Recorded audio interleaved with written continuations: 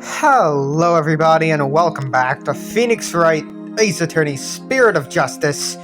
Today, we are starting Turnabout Storyteller.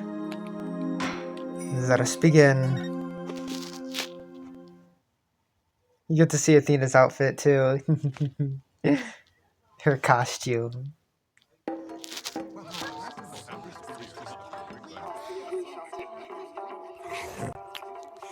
What are you eating? Oh my god, it's the gray man from Danganronpa. 3, 4, 5, 6, 7, 8. What time is it?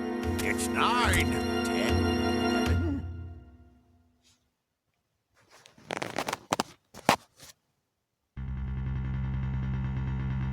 My god, it's a dead guy. I don't know who's talking. She shows dead? No. Do you think he did it? Oh no! If he did it, then what do we do? Hey, pull yourself together! Don't worry. I have an idea! I don't know who was talking, man.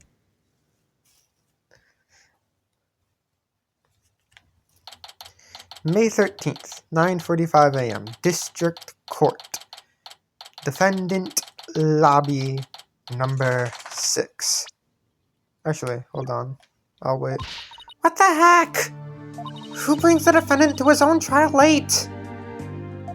Plus, the request was so last minute I didn't even have a chance to talk with my client. He's late! He's late for a very important date! My name is Athena Sykes. Armed with analytical psychology and a full arsenal of legal know-how, I'm a fully competent defender of the Wright Anything Agency. Though I wish my client would show up already. The trial's about to start. I miss playing as Athena. It appears we made it just in time. Where have you been? The trial's about to start, Simon! Hi, Simon. You needn't get so worked up, Athena.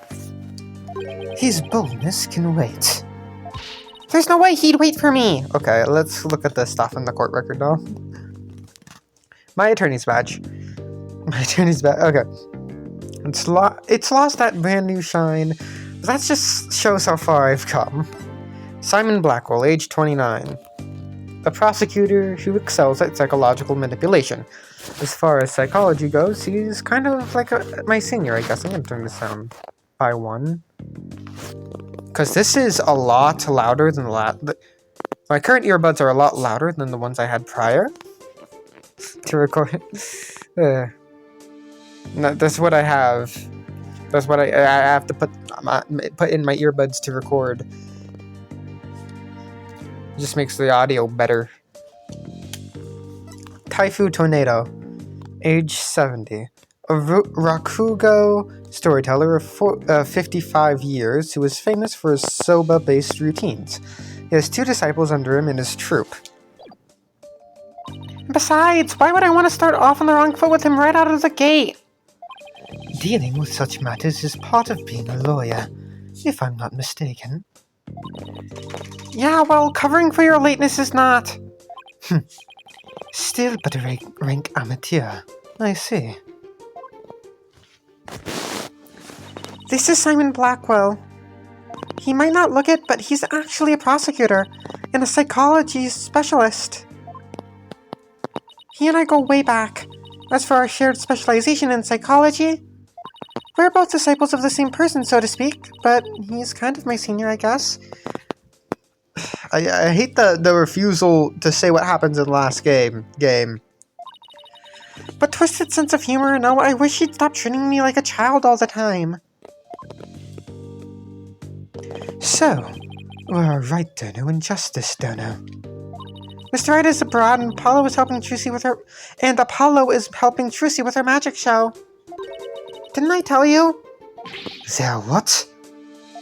So neither one of them are here, leaving you to take this on alone? Yep. Ye gods. Call Wright on her back. It's not too late. Oh, no, not too late at all. You don't need to know how to teleport. Very well. Then I will settle for justice, Dodo. Go grab him by the horns and drag him here. Paula was literally in the middle of a show-up, Simon. You may not want to admit it, but I've got what it takes to take on this case. Just leave this to me and go watch from the gallery. As your defense derails in spectacular fashion. No, as I win the heck out of this trial. I'll be okay. Promise. Swipe that look off your face already, will you? Anyway, I take it the guy behind you is... Yes, he's asleep again. Boy, Bucky, wake up. Yeah. Oh, what'd you do that for, Simon?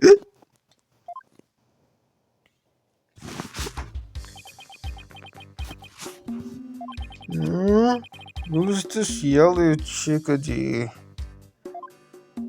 She is your lawyer, such as it were. I'd say she is more green than yellow, however. Lawyer? She sure doesn't look it, does she? Is she, like, your fellow apprentice or something? Something like that. I've known her longer than I've known you. You could say we're bound to one another. Oh, okay. Well then, guess I better call her Miss Chickadee then. Simon, this guy's not only rude, but he's 3 sheets to the wind at his own trial.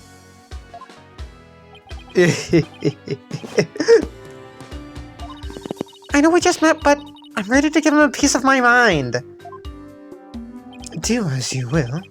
Just save it for after the trial. Miss Chickadee? Don't call me that! How'd you do? Simon here's an old friend of mine. I'm the 4th generation head chef of Wet Soba. Wet noodle number 4. Bucky Wet. Nice to meet ya. It's nice to meet you too, Mr. Wet. So he can pull himself together when he wants to. If only the trial wasn't starting in a few minutes. Having been accused of a murder that only occurred yesterday. Is he in our court record now? Yep. Bucky Wet, age 20. My client for this case and the 4th head of Wet Soba. He's still got a lot to learn about noodle making. I'm afraid it's taken a toll on the poor boy. And you happened to be there at the theater where it all happened too, right? They said they found a Rakugo storyteller murdered in his dressing room.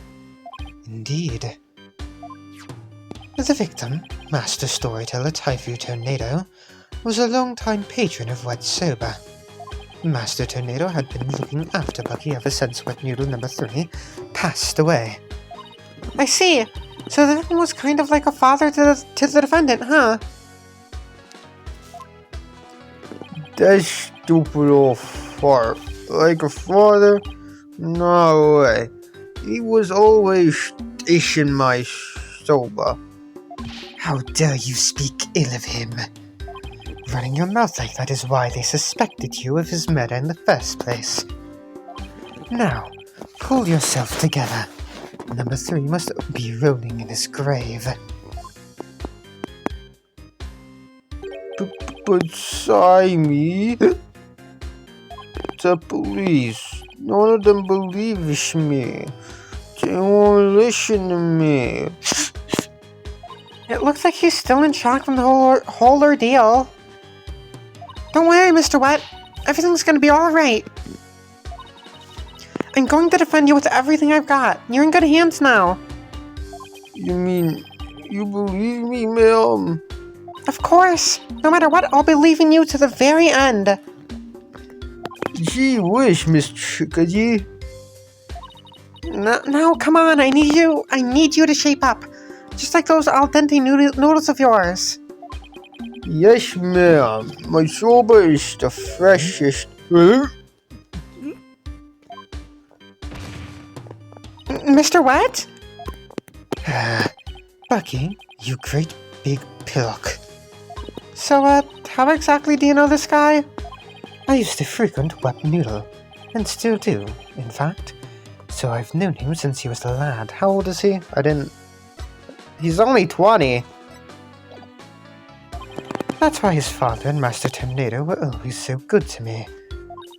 I didn't know you liked soba so much, Simon. I wouldn't expect one such as you, who eats meat slapped between slabs of bread, to understand the delicate taste and the subtle textures imparted by buckwheat flour. Hey, that's just rude! But I digress. I'm all about flavor and subtlety and stuff. If I let wet soba end like this, I'll never be able to face number 3 or Master Tornado in the next life. Ah, I see. And that's why you came to me. You wanted somebody you could trust. It was never my intention to ask you. I'll show him. I'll show him I can handle it just fine. Well, I believe it's just about time. What? But we haven't even properly discussed the case yet. What's the matter? You look nervous, Athena. Don't tell me you're chickadee-ing out. I'm just trembling with the excitement of battle. That's all. Lefkets, let's do this. Come on, Mr. Wet. Get up off the floor. We've got a case to win. Yes, Miss Chickadee. I'm gonna do my best. Wet soba, wet soba, wet soba, wet soba, wet soba. Okay. Why is that your ringtone? Yellow. 2 bowls of noodles? Sorry, sir, no can do. Kinda busy at the courthouse. Huh? They hung up. Did they let you keep your phone? Okay, let's do this. He's not going to do himself for his case any favors like this, Simon. Maybe we should let him go get some rest somewhere? Let me rest? Maybe if I were a lump of regular flour dough for udon noodles. But I'm fresh like my soba. And you don't let soba dough rest. It's all about the 3 freshes. Grind the buckwheat seeds fresh. Cut the dough rough fresh. I didn't see the last part of that. And I'm fucking dead now. He's blacked out. Oh boy, I just knew something like this would happen. Simon, what are these 3 freshes of soba he was talking about? First, buckwheat seeds, or groats, are ground to make buckwheat flour. Then dough made with this flour is cut with a large rectangular knife into noodles. And finally, the buckwheat noodles are boiled. Each step is done immediately, one after the other, so that the soba is fresh when eaten. Oh, so that's what he meant. You wouldn't want him to make any soba right now, though, that's for sure. Athena, this is no time for idle chatter. You need to get into the courtroom now. Just remember, as a prosecutor, I will be unable to lend you a hand. So don't expect any help from my quarter. There you go, treating me like I'm incompetent again. For your information, I wasn't planning on asking you for help anyway. Just you wait, Simon, I'll show you. Mr. Wright and Apollo may not be here, but that's all right. I can do this on my own.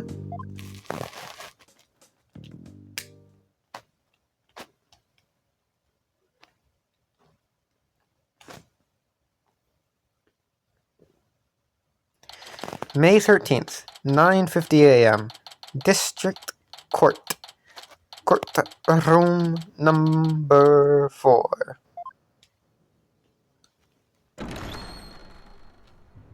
Day 1. Court is now in session. All rise, motherfuckers. Court is now in session for the trial of Bucky Wet. The defense is ready, Your Honor. I love this outfit. It's so cute. It's the Trey Bien outfit. It's so awesome and adorable. I love it. I love it. I love it. You look so cute, Athena. The prosecution is fully prepared, Your Honor. What's this? No prayer this time, Prosecutor Sergeant Marty. That is correct, Your Honor. To expedite these proceedings, I completed them beforehand in the lobby. How very thoughtful of you. By the way, what brings you back to this country? Chief Prosecutor Edgeworth himself called on me to handle this case. Besides, I have a debt to repay. And though my opponent is yet a callow thing, I have no qualms with sending her down to hell. Objection! If you have a score to settle, it's with Apollo, not me. But more importantly, I am not a callow thing. I'm a qualified and capable attorney. Okay, why, it's a little slower than it should be, so hold on, folks. Okay, sorry about that. I had to downpatch the game. I had to downpatch it. I am not a callow thing. I'm a qualified and capable attorney. Then what is that yellow attire? If not proof of your immaturity, you small spring chick. Now cease your shrill chirping. Now, Prosecutor Sergeant Marty. Hold on. The fuck?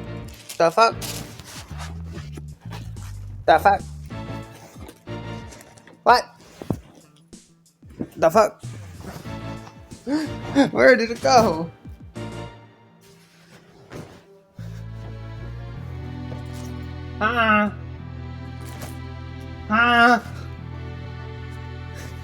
Sorry, I'm trying to find something. I don't know where it went. Where is it? No!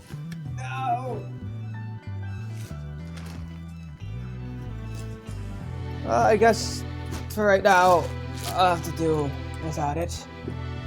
Okay. We ball, I guess. Fuck it, we ball. Oh, there it is. Never mind. Well, we ball anyways, but we ball better. Sorry.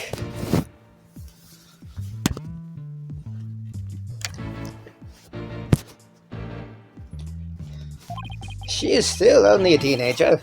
Please go easy on her. Great. Not even the judge is giving me the kid treatment. Very well. Shall we begin, Your Honor? Yes, I suppose so. Fuck, I didn't mean to press that. Now then, Prosecutor Sergeant Marty, please give us your opening statement. I'll show them what I can do. They'll be sorry they ever underestimated me. Certainly.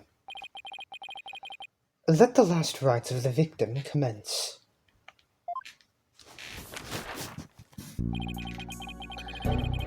The incident is believed to have occurred at around 4 p.m. yesterday, 12 a.m., what? May 12th. At a storyteller's theater called Kurokuru Te.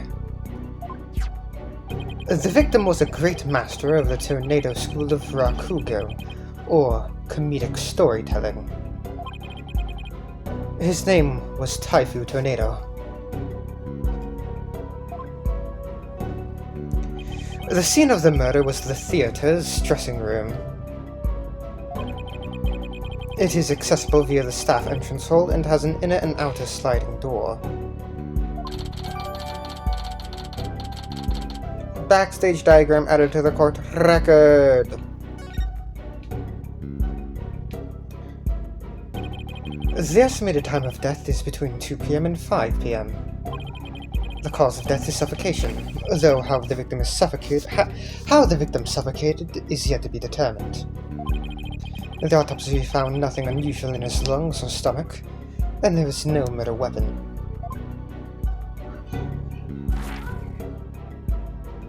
I will now submit the incident report to the court.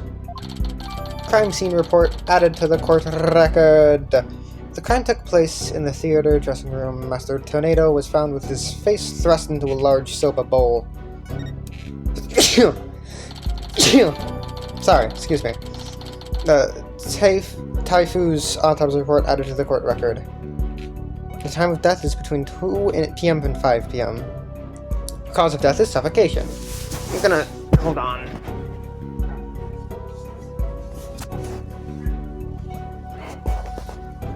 That's better. So fucking hot in here.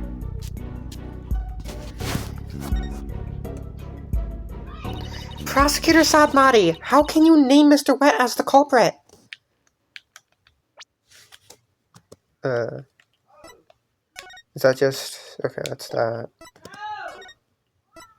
Crime scene report. The victim was making soba noodles from scratch in the dressing room. The room is covered in soba flour. There are 2 drink cans in the fridge. Taifu's autopsy report. Time of death, May 12th, 2 p.m. to 5 p.m. Cause of death, suffocation. Nothing was found in his lungs. Naida Sadmati, age 25, a prosecutor from the Kingdom of Kraim. He's also known as the Last Rights prosecutor. Okay. When you don't know how the victim was killed, or even with what? While it is true that the weapon and precise method are as yet unknown, the accused is the only one who had the opportunity to commit the murder. I will explain this assertion in further detail as we continue. I guess this means he has some kind of evidence to present. Now, would the accused care to plead his case?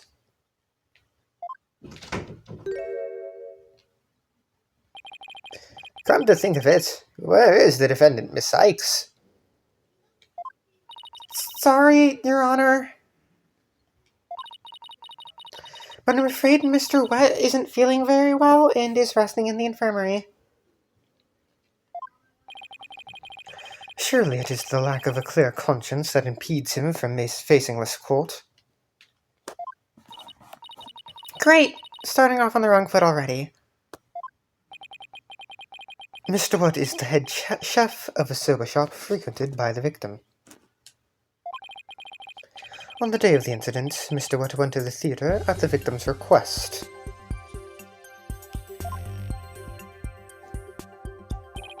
Typho Tornado was a connoisseur of soba, as you can see in these photographs. He was apparently making soba himself in his dressing room that very day.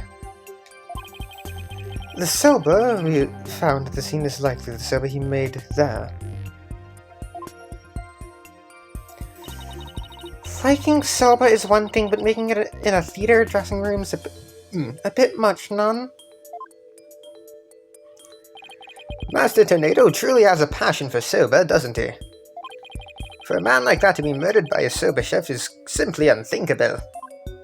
And yet, the accused had ample motive. For in the victim's safe, we discovered a deed to the accused's shop. Mr. Wet was to inherit wet soba when he lost his father recently. However, it's believed the victim stole the shop's deed during the transfer process. The prosecution believes the accused killed the victim in order to get their deed back. Wet soba deed added to the court record. Found in the victim's possession, it's the deed for the soba shop. The deed holder is Bucky Wet. He wouldn't need to kill, he would just have to sue. Motherfucker. No, that's a bullshit motive. A murder over the deed to a shop. Does sound like a plausible motive. So that's what this case is about? I wish Simon had filled me in a little better. I could have contributed more than just 1,000 buckets of cold sweat if he had. Defense. From your demeanor, I gather you know very little about the details of this case. Well, you see... Fuck you.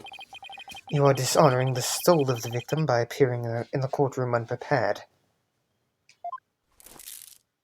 You are an embarrassment to your profession, you putrid egg yolk. Eek! I'm sorry. Apollo's a red pepper and now I'm an egg yolk?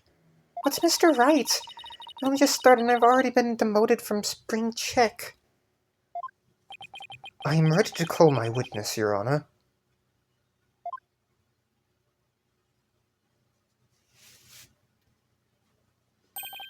Let us listen to the words of the one who was present when the crime was discovered. Someone who was there when the victim's body was found? Very well. Witness, please take the stand.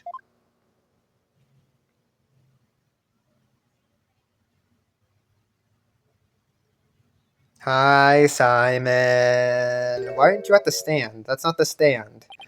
Witness, please state your name and occupation. Simon Blackwell, prosecutor. Prosecutor Blackwell? You didn't tell me you were going to take the stand? There simply wasn't time.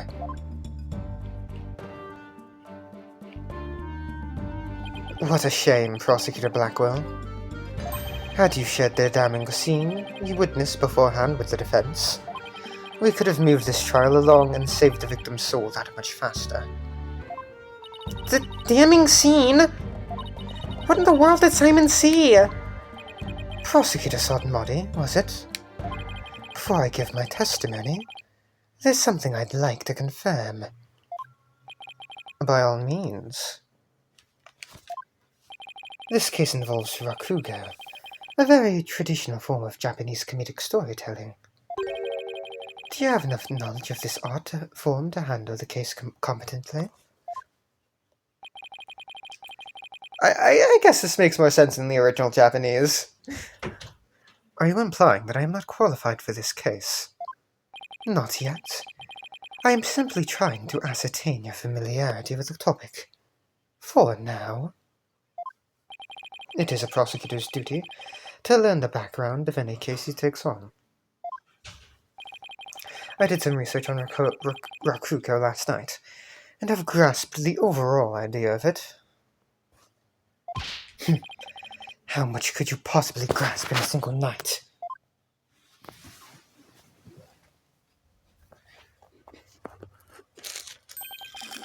Rakugo is a form of entertaining storytelling. Oh shit, and the storyteller sits alone not on the stage with only a fan and a towelers. The Rakugo artist tells long, whimsical stories, giving each character a distinct voice. This traditional art was originally invented by monks to make sermons more interesting. Okay. Hold on. Probably should have done this beforehand, but... What the fuck? Huh? Huh? There. Yeah, I probably should have done this beforehand, but... I guess I'm doing it now. Oh, that fits so much better.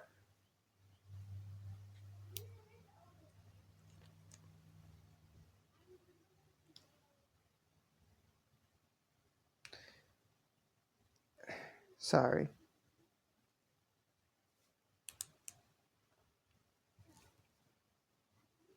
Why won't this go on?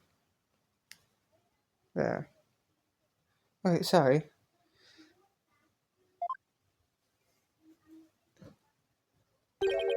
Are you satisfied? If not, I could explain the 12 types of endings to such stories. Or shall I perform the famous story of Jegume instead? Jegume. Jugume. I don't fucking know. I thought it was Jugume. I guess I'm wrong. Jugemu. Instead. It appears you have put in a bit of study. Your acknowledgement is most welcome, Prosecutor Blackwell. I can see why you are known for being quite thorough in your research, Prosecutor. Now, I would love to see you perform that story you mentioned, if you don't mind. If that is your Honor's request. Jugamu. Your Honor, could we please get back to the trial? Oh, right, of course, I nearly forgot. Seriously? Of all the things for you to forget. Now then, back to the case. Prosecutor Blackwell, please tell this court what you witnessed.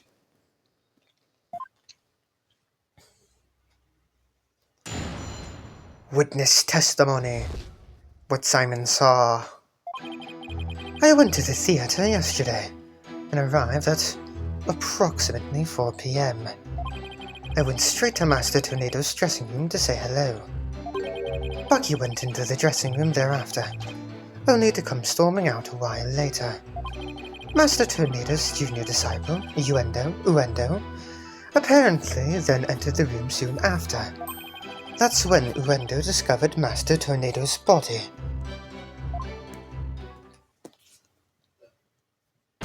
Now, wait just a minute here, Prosecutor Blackwell. With testimony like that, you're practically accusing Mr. Wright of the crime. All I can do is state what I saw. I can't help how it appears. But a qualified and capable attorney such as you should be able to match the dispatch with it, right? Well, yeah, duh. Alright, I guess I'd better start by getting all the info out of him that I can.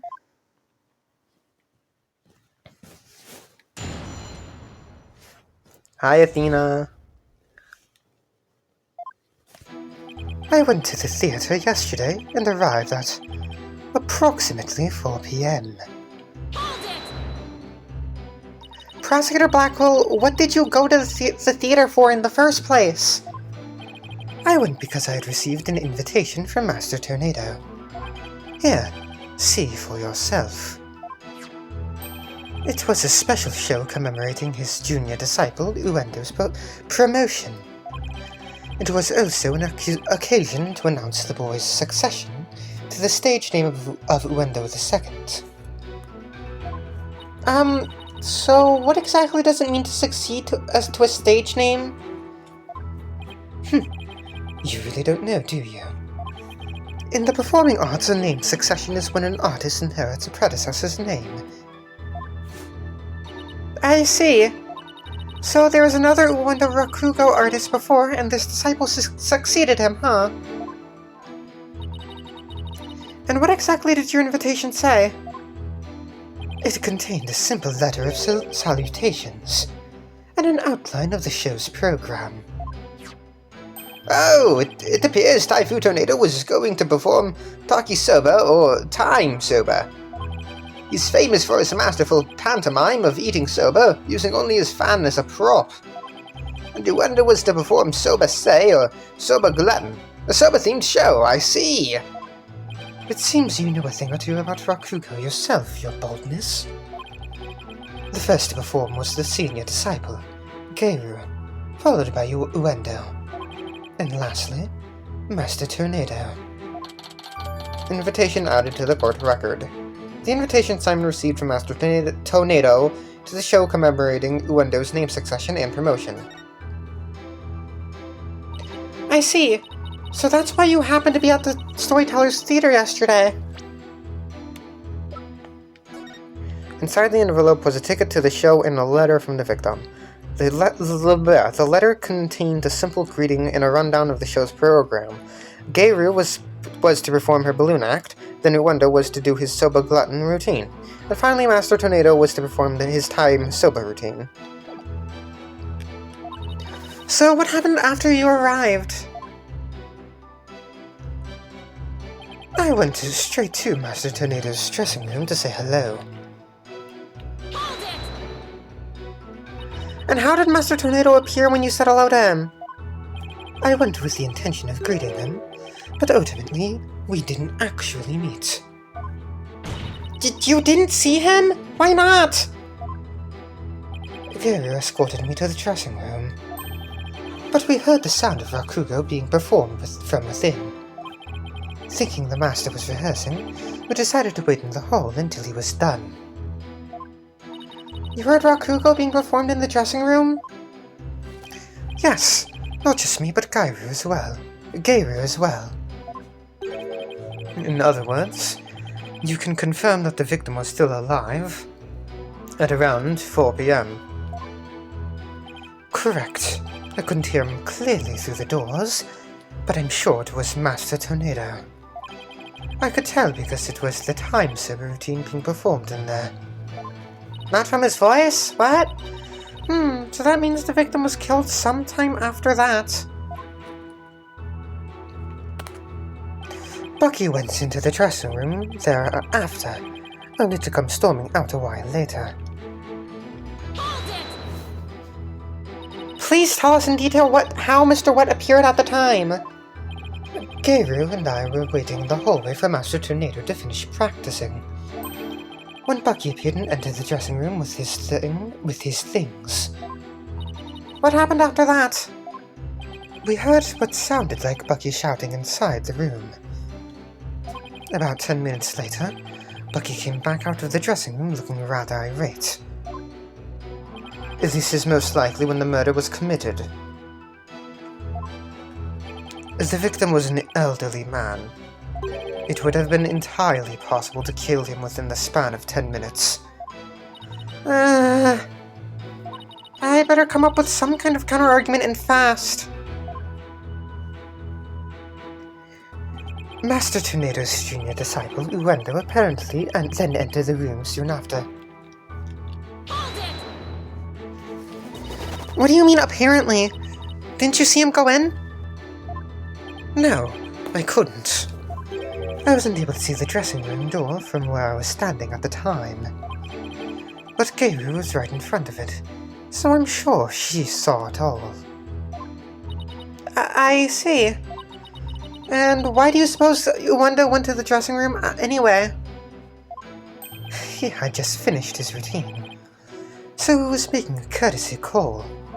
A disciple is to pay their master respect, right before and after each performance. And all disciples are expected to do this? Yes, it's common courtesy among Rakugo artists. I see. Could you tell us what happened after Uendo went into the dressing room? Certainly. That's when Uendo discovered Master Tornado's body. And how did Uendo act at the time? After Uendo had been in the dressing room for 2 or 3 minutes, we heard a scream from inside the room, and Uendo came flying out. Did you hear any signs of a struggle at the time? No, just Uendo's woeful scream. I see.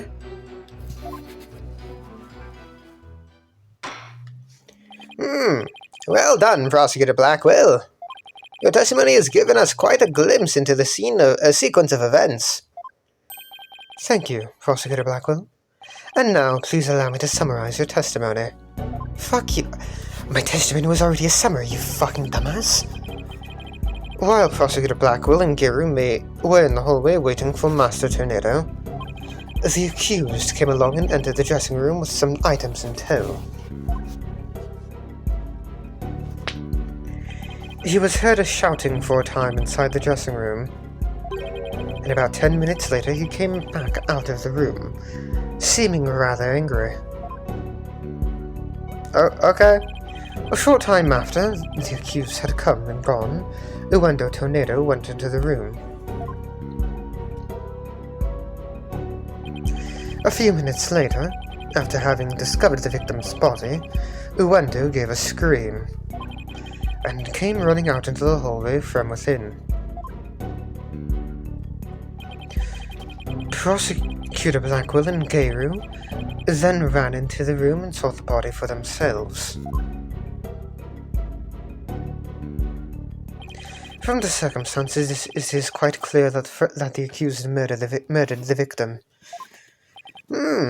This is crucial testimony indeed. Simon's statement added to the court record. Simon's eyewitness account of the time of the incident. Defense. Master Tornado was confirmed alive at 4 p.m. Bucky Wet entered the room at 4:10 p.m. and left at 4:20 p.m. Wendo discovered the victim's body upon entering the room after Bucky left.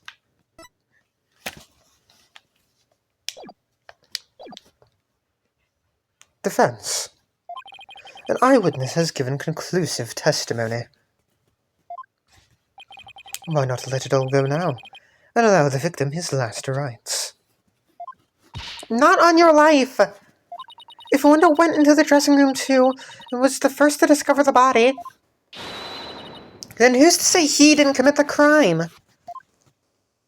Wendo was in the dressing room for a mere 2, perhaps 3 minutes. He could not have possibly committed murder in that time, nor without making any noise. Oh, Simon, why did you have to give that awful testimony? Prosecutor Blackwell, can you give me something a little better to work with here? Isn't it up to you to ask the right questions? I am certainly willing to tell you all that I know. So, if you truly are as capable as you claim, then draw out what you need yourself. This is no time for your twisted games, Prosecutor Blackwell. Just admit you don't remember it all that well.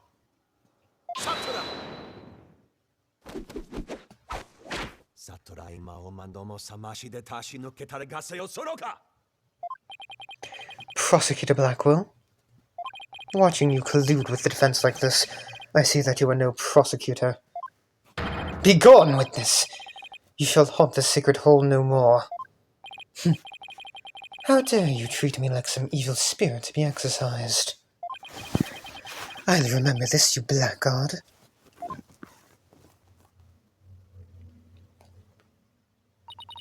Don't worry, Prosecutor Blackwell. I've got this. Would I have my way, you would not be the only one here to step down. You, half-boiled putrid egg yolk. Ew, I object to the notion that I'm a gooey, smelly mess. Prosecutor Blackwell's testimony was like the lowly opening act of a Rakugo show. He may hold the title of prosecutor, but this time, he stood on the side of the defense. To restore balance to this trial, I would like to present an actual witness for the prosecution. And who is this witness? The person who was with Prosecutor Blackwell when the body was discovered. She is another entertainer of the Tornado School, Miss Geru Tornado.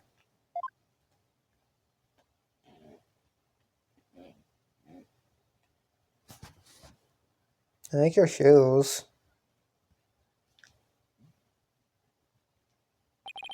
Please state your name and occupation, witness. Hello, everyone. I'm here to represent the Tornado School with a twisty twist. And balloon. There you have it. A stunning balloon hat. It's me, the balloon artist you all know and love, Geru Tornado. Just call me Geru, sweetie. 1, 2, balloon. What a way to capture your audience's attention. I dare say I can't take my eye off those balloons. What the fuck, Your Honor? Please tell me you're not talking about the hat. Please tell me you're talking about the hat, Your Honor. Oh, Mr. Judge, I'm so glad you liked my performance. Would you consider joining my fan club, pretty please? Oh, absolutely. And please save your fanboying for after the trial, Your Honor. Anyway, Geru. I can't help but notice you seem awfully cheerful for having just lost your master. Hold on. I feel like I have to sneeze. Apparently I don't. What the fuck? Of course I'm sad. But Shisho would scold me if I didn't put on a big smile. Never show sadness. Smile, smile, smile. With a twisty twist, twist. And balloon. There you have it. One gorgeous cake. I see. I guess an entertainer's gotta do what an entertainer's gotta do. The balloons aren't worse than a Rorschach test. All I saw was a severed monster head. Geiru, you're obviously a balloon artist. So how did you come to be a member of a Rakugo school? Well, my father, my late father that is, was a Rakugo artist, you see? So I joined the Tornado School to be just like my daddy someday. I guess her balloons take the framework, right? To, like how... I don't know how I would describe it, but I guess the more models on screen, the worse it would be. Because Bonnie and Betty being on screen together tanked it. Having a co-counsel tanks it. I see. So I guess that counts as a separate model. My father and I so much to Shisho. Our master, but that Bucky wet. Ooh, how could he? I want to see him pay for what he's done as quickly as possible. Your distress is entirely understandable, and my condolences for your loss. And, not only that, but You have more to say about Mr. Wet? Every time he comes to deliver soba to us, he yells at me. He always tells me to get away. Is there any reason why he would say such a thing to you? He says the smell of my perfume will get in his soba and ruin it. Like, how can he say that? This is a great scent. How very rude of him. I don't blame you for being upset. Excuse me, Your Honor, but please don't let Geiru's balloons bias your judgment. But Mr. Wet hasn't been proven guilty yet, remember? It will be interesting to see how long that fire of yours will last, Defense. Now then, Geiru, please share the truth with this court. Yes, Geiru, your testimony, please.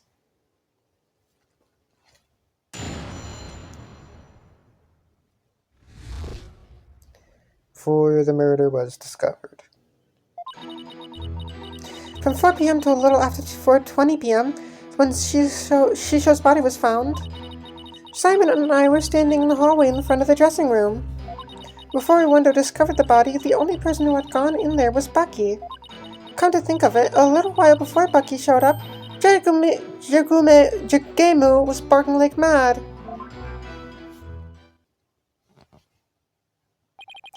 Prosecutor Blackwell, do you have any objections to this witness's testimony?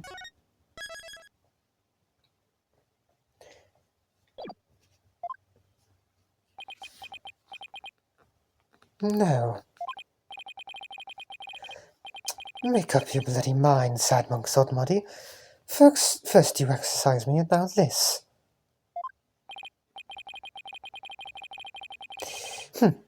You need only do as you are instructed by the humble servants of the Holy Mother. As there are no objections, Your Honor, let us move on to the salvation of the victim's soul. Hey, I'm the defense attorney here, Prosecutor Sodmoddy. And I just might have an objection or two once I actually cross-examine the witness. So what are you asking Prosecutor Blackwell for? I'm the one you should be checking with. There is a passage in the sacred scriptures of Cryanism.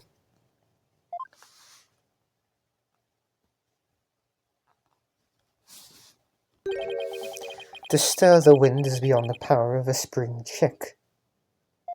In other words, the inexperienced are useless. With that in mind, it seems more judicious to consult Prosecutor Blackwell.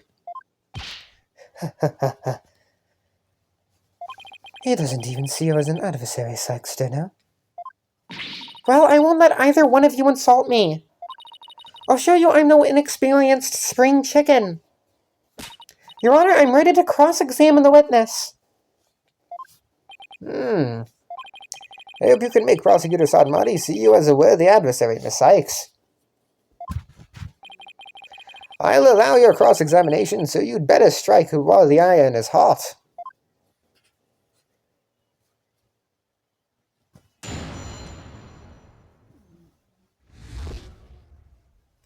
Before the murder was discovered. From 4 p.m. to a little after 4:20 p.m. when Shisho's body was found. So the murder must have happened sometime in those 20 minutes, correct? But 20 minutes isn't a lot of time, is it? I don't know. I mean, what do you want me to say? That's what happened, you know? Isn't that right, Simon? Yes. Gabriel and I can both confirm that Master Tornado still lived at around 4 p.m. Oh, yeah. You can, can't you? See? Simon and I were standing in the hallway in front of the dressing room. The fact that the two of you were there in front of the dressing room means you were able to see everyone who went in and out, right? Of course. Or are you insinuating that I was daydreaming or sleeping while standing up or something? No, of course not. I saw everything, I tell you. Fine, so you say anyway. But did you really? I'm gonna... her profile. Geiru Tornado, age 34, balloon artist and her master's senior disciple. She has 12 years of performance under her belt.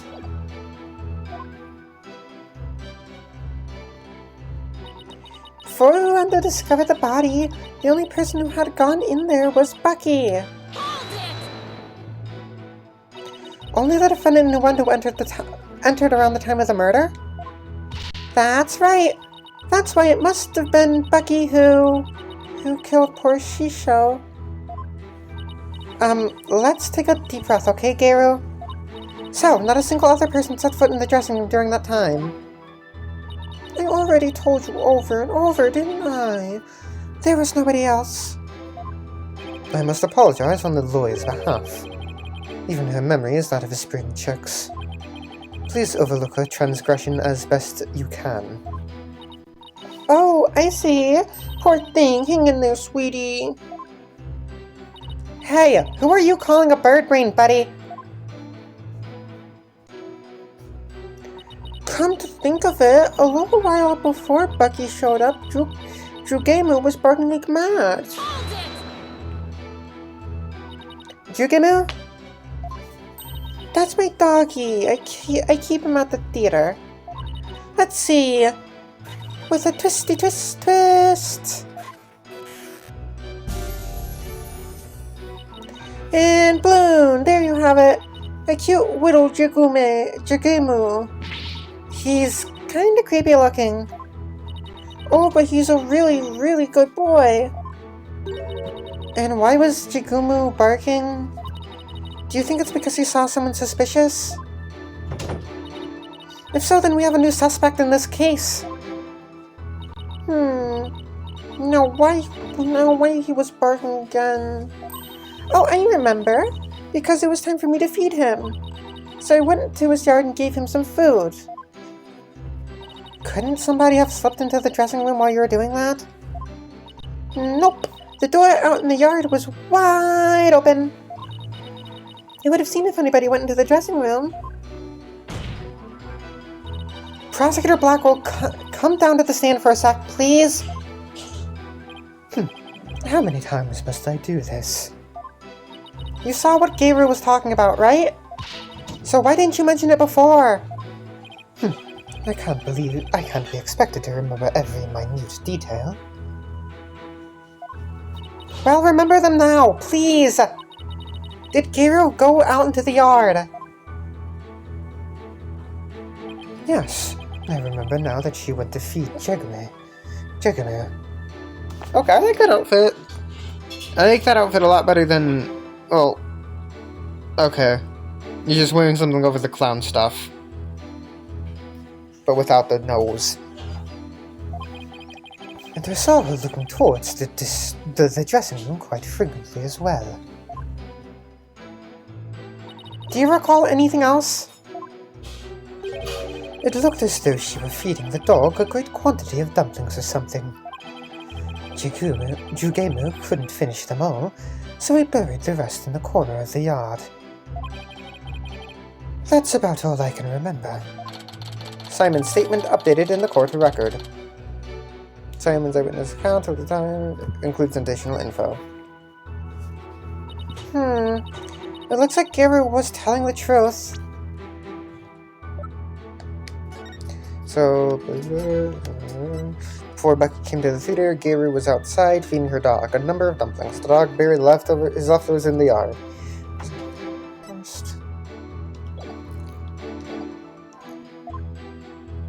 Your Honor, I'd like Gary's last statement added to her testimony. As you wish, defense.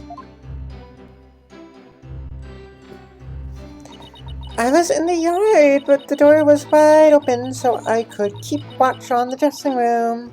Hold it! You know what this means, right, Garu?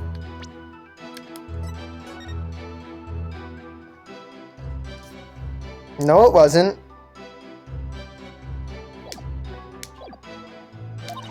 You weren't in the hallway the entire time after all, were you? Well, okay, so I did go out into the yard, but it was just for a second. And the yard door was wide open, so I could still see the dressing room the whole time. The door was open so she could see the dressing room. Prosecutor Blackwell, I need you on the stand again, please. What the fuck? Why do you keep making me run back and forth? What am I, your lady-in-waiting? Do you remember anything about the time Gary was in the yard? Simply that Jugemu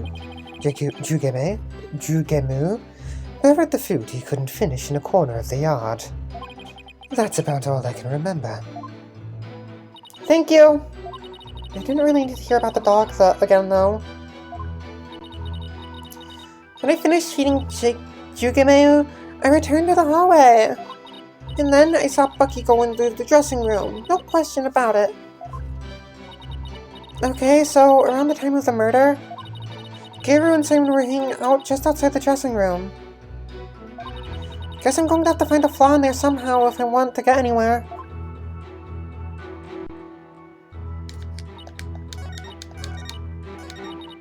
I think it's this. God, this takes so long.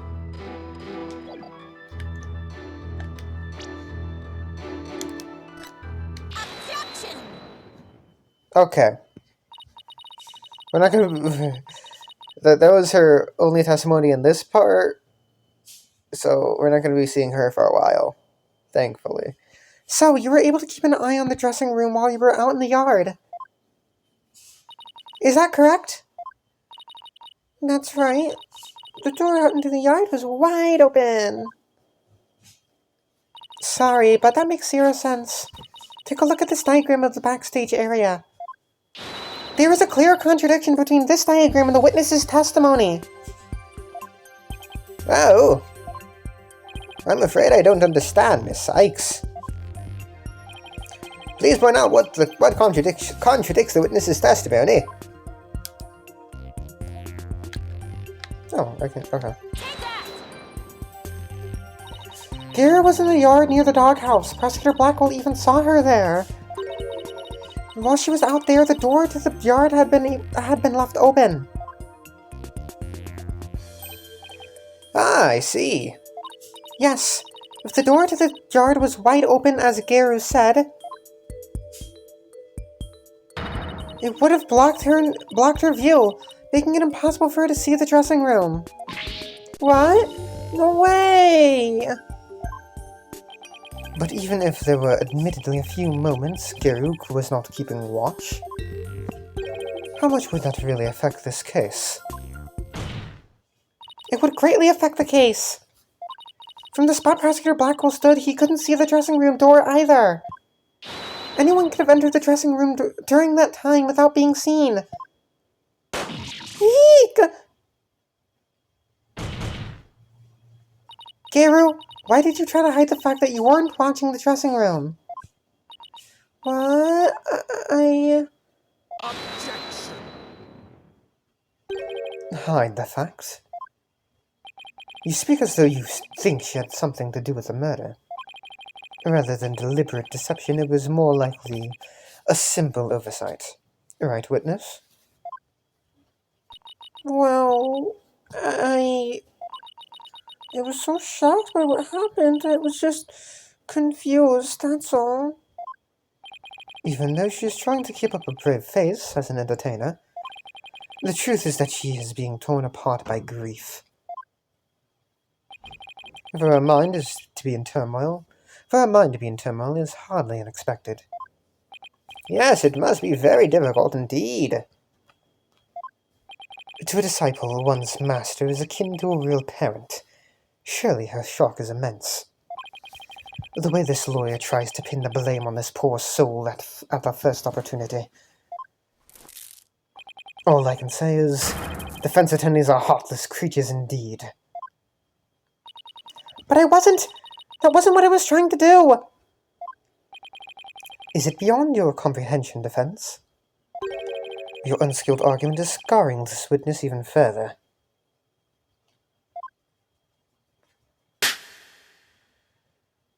And if we ask the people of this courtroom, I am sure they would agree. What? The gallery doesn't get a say in this? Are you afraid to find out that they think ill of you? Or that perhaps you are in the wrong? Listen to them now with that keen sense of hearing you are so proud of.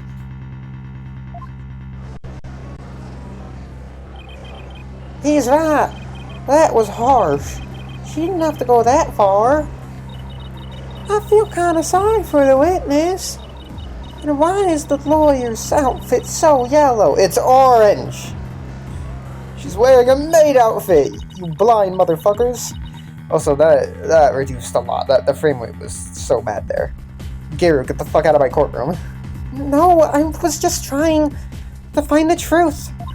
Why is the whole gallery siding with Prosecutor Sadmati? The people understand. They know what is right and what is wrong. That lawyer's still in training, isn't she? No, she's been a lawyer for a year. Why is she here all by herself? I hear the voices of the gallery. I can hear the voices of their hearts. It's so intense. I feel so alone up here, fighting by myself. Are you afraid, child? It is ludicrous to come to trial with such paltry preparation of the soul. I command you to leave this courtroom at once. But I can't give up. I have to. Keep pressing on. As long as there was a moment when nobody was watching the dressing room door, the defendant can't be convicted solely on Prosecutor Blackwell and Garu's testimonies. Even now you would continue to resist. You are childish in defeat as well. I'm not out of the court count yet, Buster. I'm just getting started. Despite your posturing, is it not true that your resolve could crumble at any moment? Is it not true that you're an asshole? With but a little push, you would surely succumb to despair. A little push, such as with this piece of conclusive evidence. Conclusive evidence, huh? That is correct. We found a critical piece of evidence at the scene of the crime. The victim's dying message, which clearly implicates the accused, Bucky Wet.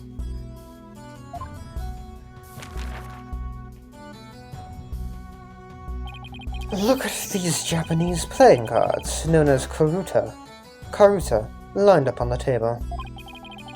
These special English version karuta cards spell out a message.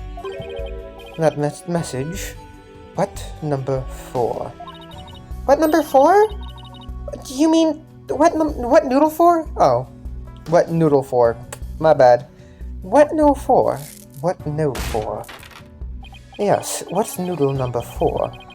As the fourth head chef of what noodle? So, what soba is also known. This message points to none other than the accused Bucky Wet. No! That makes perfect sense, doesn't it? Wow, good job, Mr. Prosecutor. Oh no, this is really, really bad. What do I do? What do I do? Crime scene report updated in the court record. Contains photo of the crime scene. There can sound message clearly visible to them. Would you still carry on your futile fight in the face of this irrefutable evidence? Okay. There are 2 drink cans in the fridge. I was making soba noodles. It was covered in soba flour. You can say whatever you want, but we won't know until we... It is cruel to give the accused false hope. It will only compound his suffering. Wise people of the courtroom, do you not agree? He's right. It's cruel to make him suffer when there's conclusive evidence. What an incompetent noob. Noob? I feel bad for the victim and the defendant. What? But I'm trying to prove Mr. Wet's innocence here. I know you can hear them, defense. Their voices implore you to save the accused's soul. It is time for you to let it go and move on, you inexperienced lawyer. You lack the competence with which to accomplish anything meaningful here. Is he right? Is this too much for me to handle on my own? What good is she doing anybody? She should just quit right now.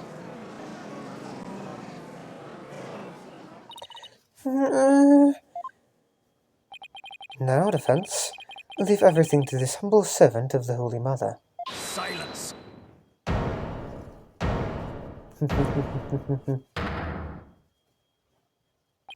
He's trying to use your keen sense of hearing against you to manipulate the trial, Athena. What a cheap trick for a supposedly holy man. Simon? Yes, our co-counsel in this case is Prosecutor Simon Blackwell. And you fopdoodles in the gallery, can't a man watch a trial in peace? This inexperienced amateur is about to turn the trial around. Does that prosecutor really think she can turn things around? The mood in this courtroom is starting to change. Prosecutor Blackwell, what are you doing at the defense's bench? I grew bored of watching from the gallery. It's so weird not hearing the clink. It's so weird not hearing the clink when he does that. Oh my god. He's naked. He's naked. He's naked, chat. He's naked. Besides, if I were to leave this trial to this spring chick and lose my favorite sober shop in the process, I would be quite cross. You voluntarily stand on the side of impurity and sin. What a fool you are. To think you were so easily manipulated by his parlor tricks. Whatever happened to qualified and capable, Athena? I just let my guard down a little bit, but it won't happen again. Then grit up your loins and steel yourself for battle. I'm not gritting up anything in the skirt, but I am ready to get serious. It seems there is now yet another soul I must cast down into hell. I was in prison for a long time, and hell sounds no worse than cell, to be honest. But the fires of hell will not be the end of your suffering. For the sin you have just committed, you shall surely be reborn as a panda in your next life. A white and black reverse panda, that is. And you shall be put in a zoo to be exposed to public ridicule. I feel like that won't work on Prosecutor Blackwell. After all, he's already used to looking like a panda in this life. Who are you calling a panda? Sorry! I see that you are both prepared to face the fires of damnation. Geru, thank you for your service. You may step down now.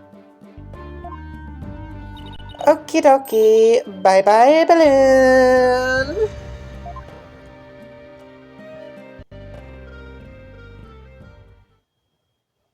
Does everything have to be about balloons with her? Now then. I have a witness prepared to testify about the Karuta cards. And who is this witness this time? The first to discover the body, and someone who witnessed the crime scene firsthand. Mr. Uendo Tornado. The time has come for that ponytailed pair over there to finally let it all go and move on. Very well, let's bring in this witness then.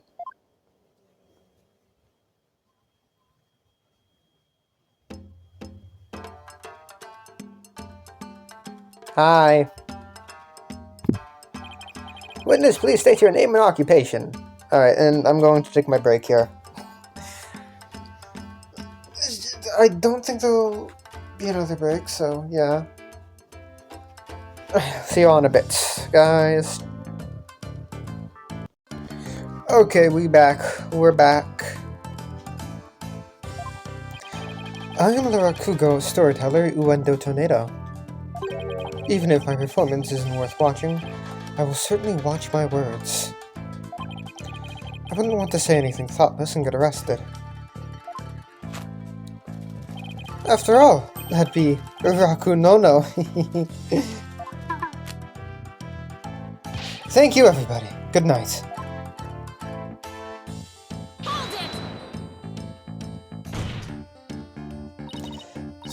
You can't leave yet!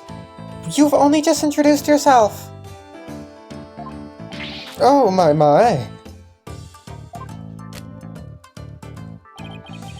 Are you a fan of mine, miss? Would you like my autograph? One moment.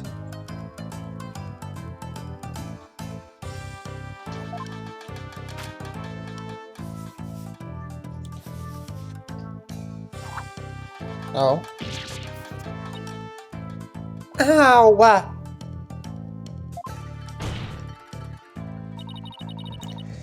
What do you think you're doing?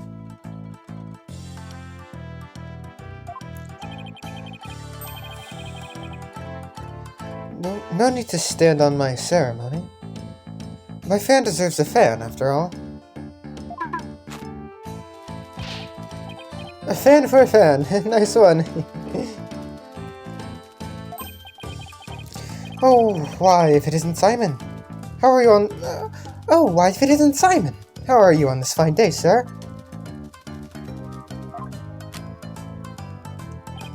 Quite a dilly of a pickle we found ourselves in, wouldn't you say? I don't believe I've ever seen you talk quite so much, Uendo.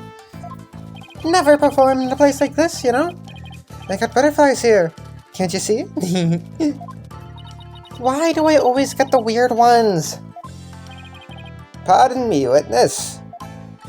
As much as I enjoy your banter, I believe we had better return to the case at hand. Ah, I suppose you're right. In that case... I was promoted to Futatsume yesterday, and received the stage name of Uendo. This show was our way of celebrating my new name and middle rank standing. And then that happened. I never dreamed something like that would happen. Not in a million years. And just as I got my chance to start repaying my debt to Shisho, too. Yeah, plus, I'm worried about Geru. The way she clung to Shisho. Poor thing. I told her to keep a stiff upper lip. Stiff like rigor mortis. Keep telling those lame jokes, and she shall come scold you from the grave. I wouldn't mind getting yelled at, you know, if it meant seeing him again. Window, please. As charming as your various characters are, this isn't a Rakugo stage. Let us hear your testimony now, witness. Tell the court about the evidence left at the scene, the proof of the accused's guilt.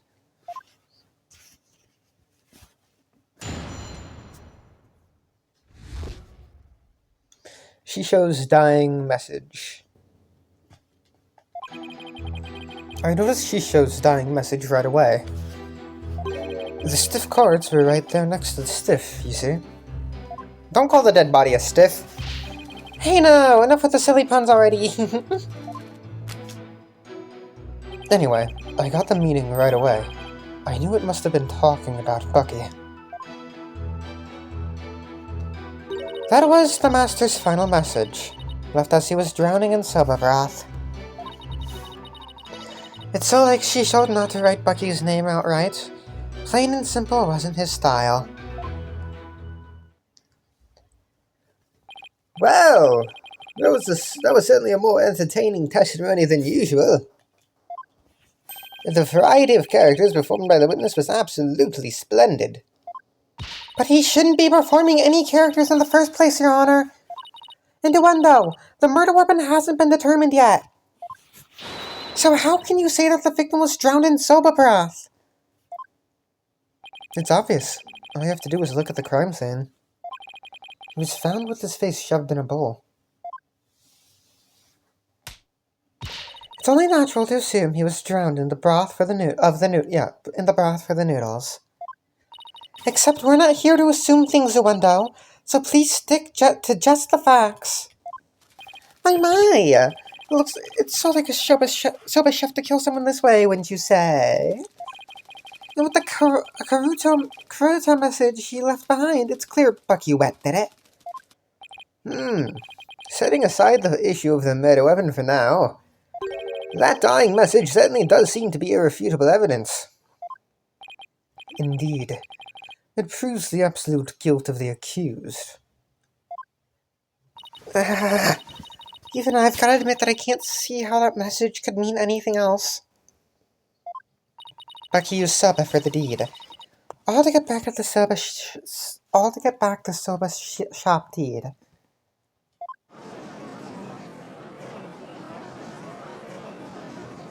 Bye, Simon.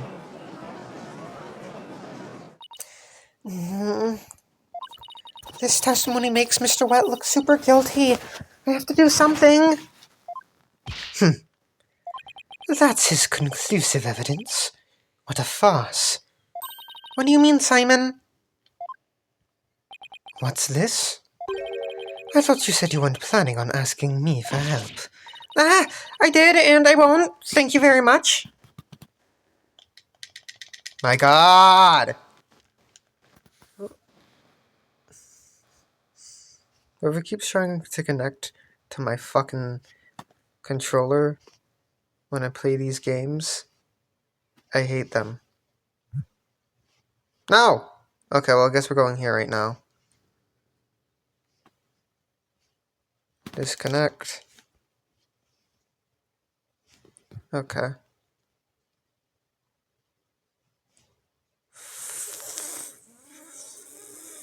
Fuck. Well. Guess we're skipping through shit. That's never happened before, by the way. I don't know why that happened.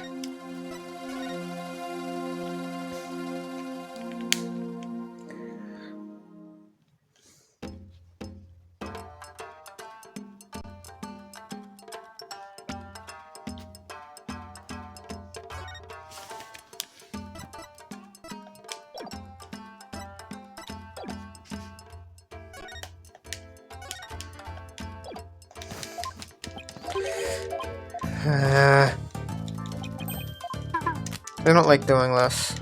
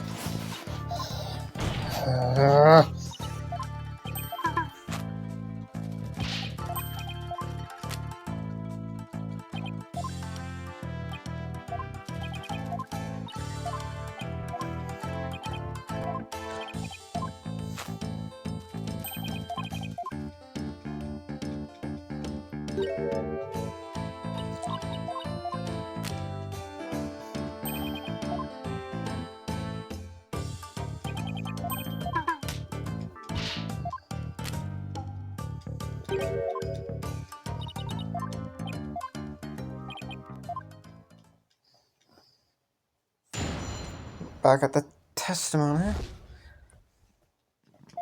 Shouldn't be too long.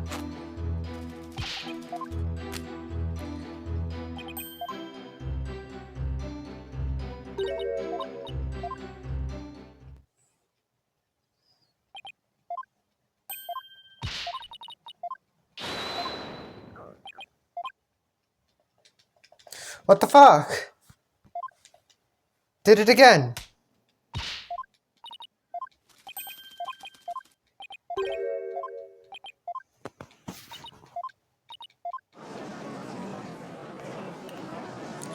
I wish I could skip this.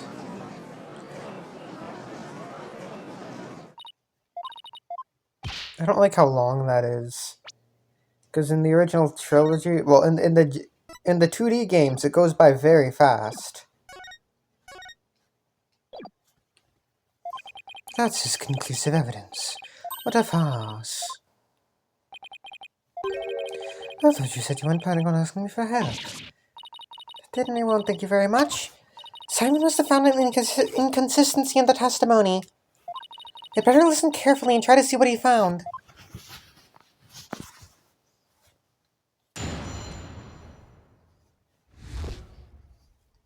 Shisho's dying message.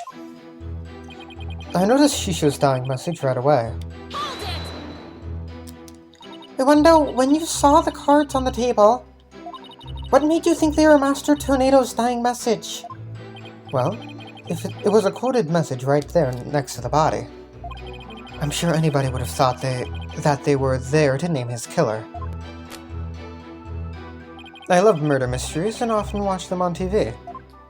Oh, I see. I saw a similar scene during a murder mystery marathon last Tuesday. That's what made me think this must be a dying message. The stiff cards were right there next to the stiff, you see. Sorry. Excuse me. I feel like I have to sneeze again. Okay. Hold on.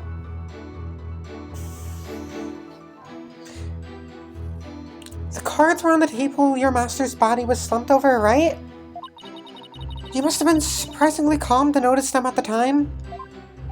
As I said, the stiff cards were right there next to the stiff, so they were hard to miss. But wouldn't it have been more natural to notice the victim rather than the cards? The message just caught my eye because the stiff cards were right next to the stiff. Yes, but that fact hardly seems significant enough to make a person take note of them. Stiff cards next to the stiff. So basically, there was no real reason for them to catch your eye, was there?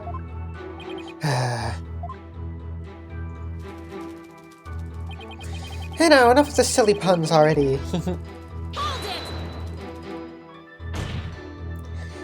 That's right, I need you to give your testimony, not perform a scene. Please remember you're on the witness stand, not the stage. But look at all these wonderful people in the audience. It's only natural for an entertainer to want them to have some fun. I guess we can let a few jokes slide, right? Ah, the inevitable bleeding of your work into other areas of your life.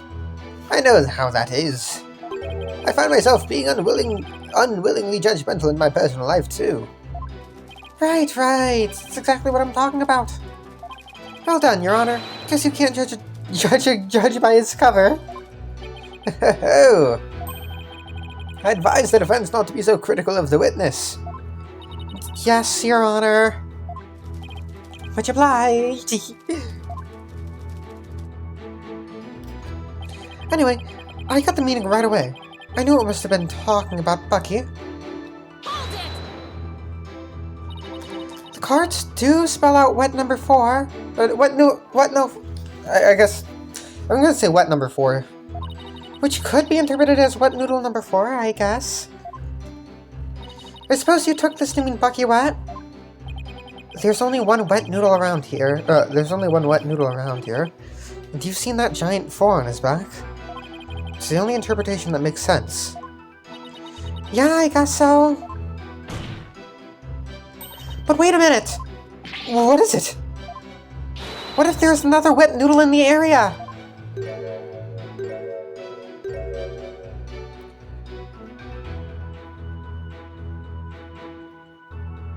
What? Did I say something strange? Bucky is the sole heir to the shop. So enough of this ludicrous straw grasping. Hey! How was I supposed to know? Just listen to the testimony again and find the glaring inconsistency. That was the Master's final message, left as he was drowning in soba broth. So the victim lined up those cards in his final moments? Do we have an autopsy report? Suffocation, not drowning. Yeah. How can you be so certain that that's how it went down? I know Shisho. He would never let someone get the last word on him, even in death. With his face in the soba broth, and his consciousness fading away, he left a message that pointed toward Bucky as he left this world. It's the only way it could have happened. Wait!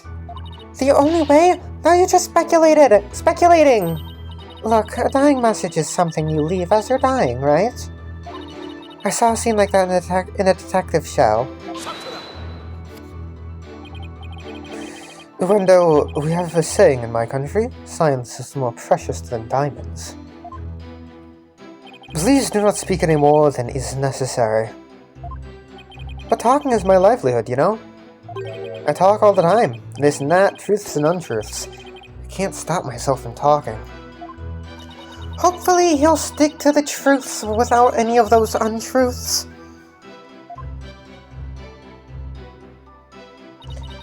It's so like Shisho to not write Bucky's name outright.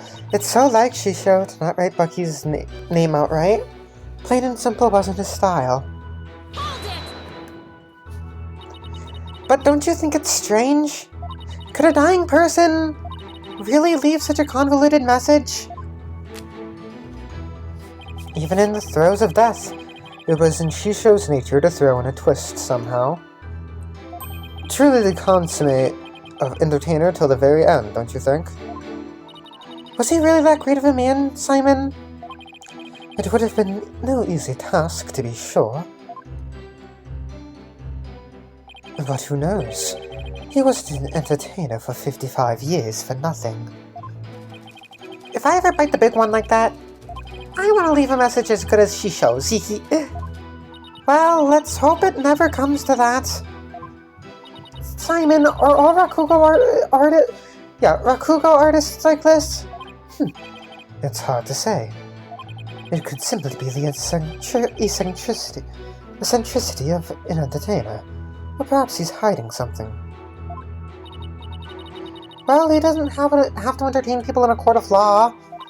And if he is trying to hide something, maybe it'll show up as a contradiction or something?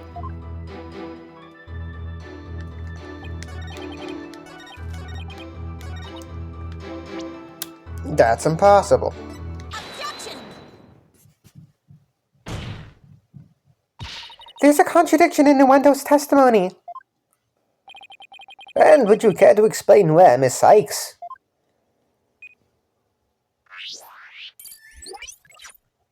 Certainly, Your Honor.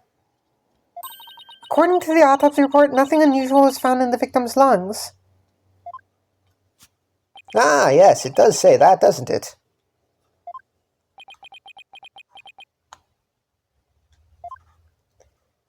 If he had drowned in a bowl of soba, then there should have been soba broth in his lungs. And since there wasn't any, It means the victim was suffocated with something other than soba broth. Ugh. What? This is the contradiction you noticed, isn't it, Simon? Not bad. Not bad at all. I guess I showed you. But if drowning in the soba broth wasn't the cause of death, then when was the victim's face thrust into that bowl? Typhoon Tornado's face was thrust into the bowl. After, obviously. I love Athena's objection theme in this game. Because no soba broth was discovered in the victim's lungs. His head must have been placed into the bowl after he was killed. And that's when the soba broth must have been spilled onto the Karuta cards. In other words, the victim could not have lined the cards up as he was drowning. Because he didn't fucking drown. I see. So it was done after he was already dead. But why would the culprit do such a thing? I'm afraid I don't know yet. Objection.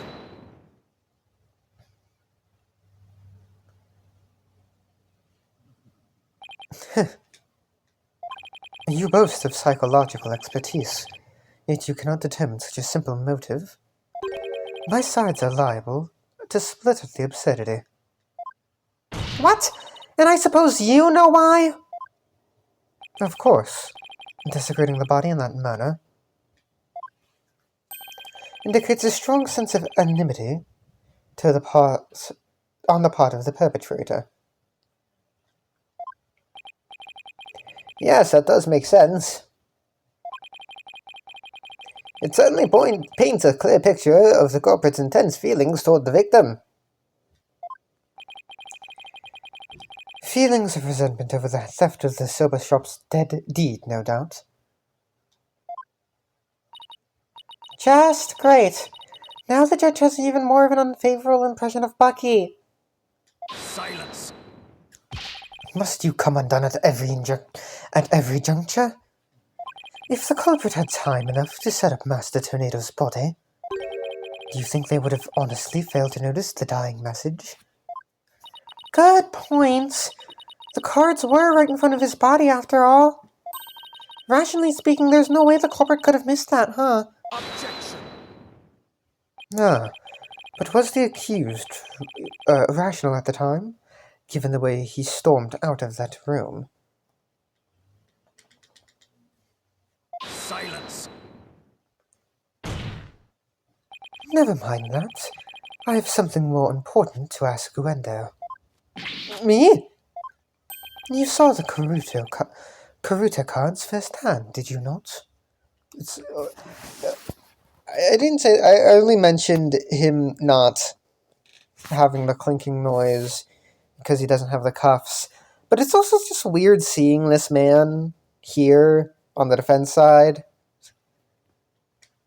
Would you care to tell us about them in a bit more detail? Those tiny crime scene photos show us precious little of what I wish to know. Well, those cards are from Shisho's special Soba Scenes of Tokyo Pass set. Each card is related in some way to Soba. Spare me the history lesson. Just tell me how the cards looked at the scene, and no more. Well, there was soba broth spilled all over them. That's not much help, I'm afraid. Prosecutor Sodomati, do you have a photo that shows the cards more clearly? I do. Please accept this meager offering, Your Honor.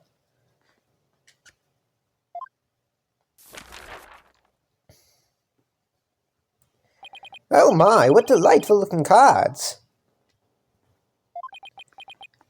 Well, well. Tearing Prosecutor Sadmonk's conclusive evidence apart should be a breeze with this. Huh? Don't tell me you haven't noticed. Don't be silly. Of course I have. Not noticed anything, but I can't exactly say that now, can I? Karuta cards added to the court record. Karuta cards in the victim's dressing room. They spell out what number 4. Miss Sykes, do you really see a problem with the prosecution's claim about these cards? Well, go on then. Alright. It's do or die. All I have to do is study the picture and... These cards? These cards were rearranged. But how can you tell? Please take a good look at these cards, Your Honor. The answer is right in front of us. Where exactly should we be looking, Miss Sykes?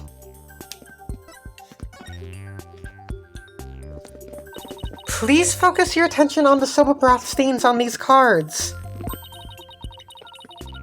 The outline of these stains don't match up with the cards, with the larger stains on the table. Oh, would you look at that? You're absolutely right. And... Please recall that the soba broth was spilled and got on the cards after the murder, when the victim's face was placed in the bowl. Yes, go on. By the stains, we can see that the culprit deliberately rearranged the cards after that. In other words, this message was altered in order to pin the crime on my client. What? Then, if we put the cards back in their original positions, we can restore the evidence and see who the cards were really pointing toward. That's true. Tulkun, what the fuck? What are we waiting for? Let's do this. Why was it doing that? I don't know why it was doing that. It was going on automatically. All I have to do is rearrange the cards so that the stains match up. Let's see. Where was this W card originally?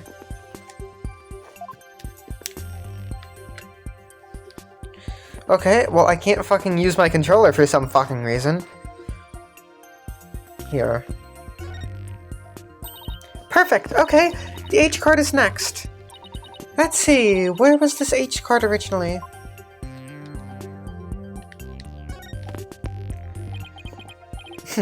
The stains don't match up if you place the card there. How can you not see that? Are those ridiculous things obscuring your vision? Hey! You don't have to be so rude about it. Whatever, I'll try again. Okay, I guess... What the fuck is wrong with the controller? Yes, now the E card. Let's see, where was this E card originally?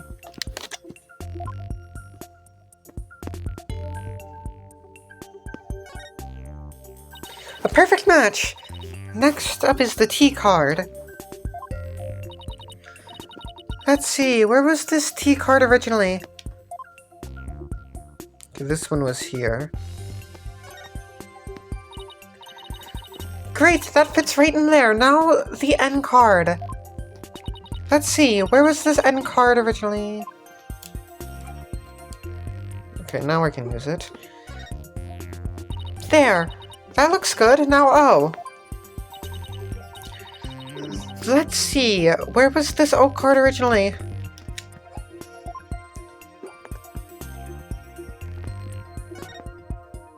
Nice! Almost done now! The last card is 4. Let's see, where was this 4 card originally? I fucking wonder. I wonder, Athena. I really wonder.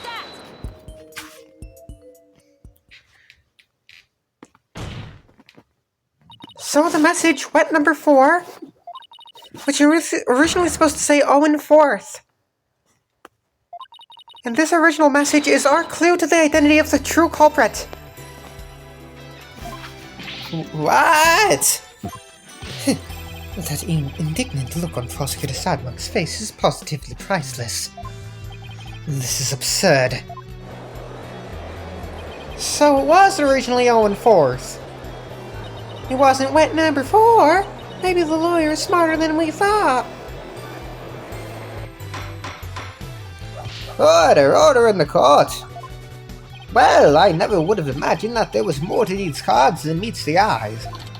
Karuta cards updated in the court record.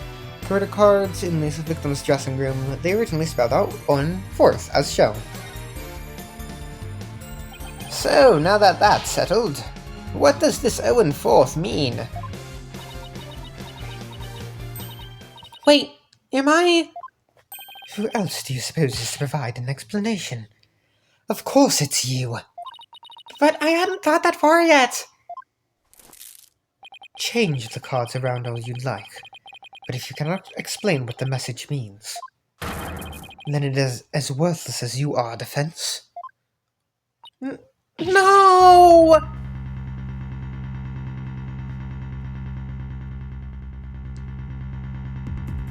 And so the spring chick that fancies itself a graceful swan is brought back down to earth. I have to do something, but what? Still your thoughts for a second. There's a perfectly good witness to a question over there. Oh, right! That's a good idea! Come on, Athena! Get a hold of yourself! Window, does the phrase 1/4 mean anything to you?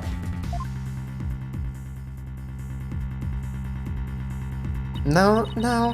There's no one named Owen in the Tornado family, or our circle of friends. Go ahead. Ask anybody you'd like. You can't be serious. Having rummaged through your empty mind, I see you have, as expected, turned up nothing. Silence. I'm afraid I have no idea who the devil this 0-4 is either. But the fact remains that the cards were rearranged to pin the blame on Mr. Wet. That in itself proves that the defendant isn't the real culprit. Prosecutor Blackwell is right. Besides, the important question there is not who does the message point to, but rather who rearranged the cards? Why didn't you point that out earlier if you already... Why didn't you point that out earlier if you already knew? Sorry! In any case, there are two opportunities for someone to rearrange the cards.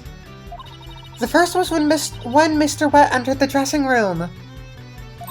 And the second was when Wendo discovered the body. Are you accusing me of rearranging the cards? Me, who came to testify out of the goodness of my heart.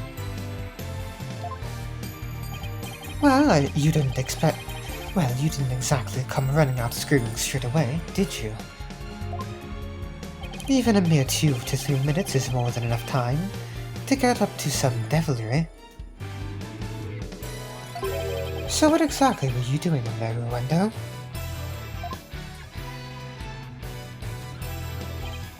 Sip, sip. Put down the tea and spit out your answer. Eep! Mr. Prosecutor! What's a guy supposed to do at a time like this? Silence is more precious than diamonds. Witness, therefore, you need only stay silent. The defense is devious. They are waiting for you to make a slip of the tongue. Oh, I see. So that's what they're after, is it? In that case... Your Honor, I've decided not to say another word. Very good. After all, your right to remain silent is protected by law. Well, Prosecutor Blackwell, any other brilliant ideas you'd like to share?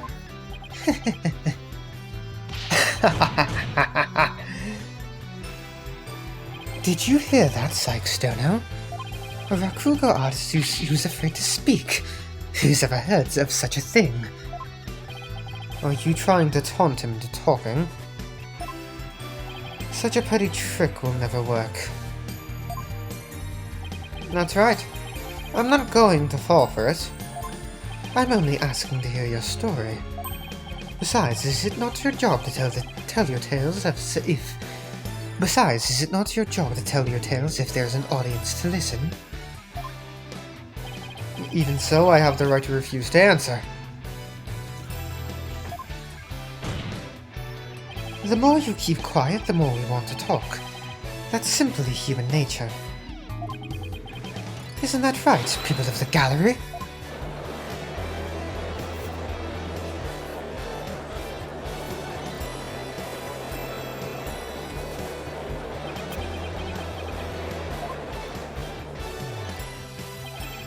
Even with this wonderful audience in front of you, you still refuse to talk. If so, then perhaps you chose the wrong line of work, my friend. Are you saying I should quit? Are you saying I should quit? Because I'm not afraid to speak my mind, I'll have you know. Oh, no, never mind what I just said. It is scary to talk, it's absolutely terrifying. But no, as a Rakugo artist, I must talk. If I don't, how can I ever show my face on the stage again? Your Honor, I'm ready to testify. He did it! He managed to convince Uendo with his power of suggestion technique. Bully for you, Uendo. That's as real as a real Rakugo artist should be. Alright. If the witness wishes to testify, then by all means, please do. To be turned by such an obvious ploy. What a man of weak spirit.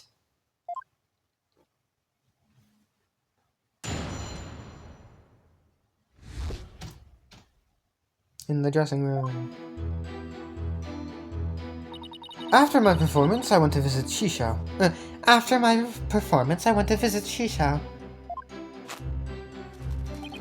I called him from outside the room, but he didn't reply. When I entered the dressing room, I saw Shisho slumped over the table, motionless.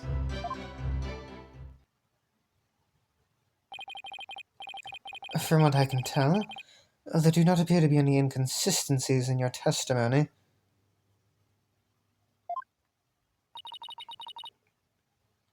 Of course there aren't any. Because I'm not trying to hide anything.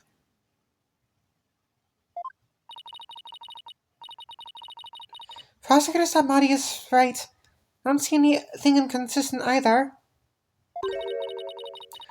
But I did pick up on some faint discord in Uendo's heart.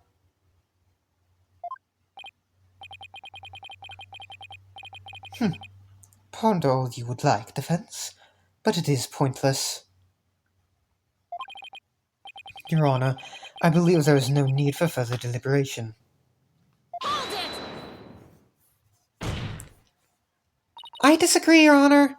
I detected discord in the voice of the witness's heart.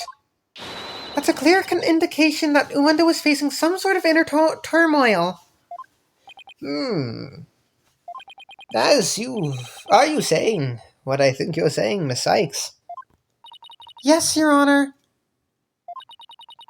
The defense would like to conduct a quick therapy session on the witness. Objection. Uendo, there is no need for you to submit to this so-called therapy. It's fine by me. I have nothing to hide. Bring it on.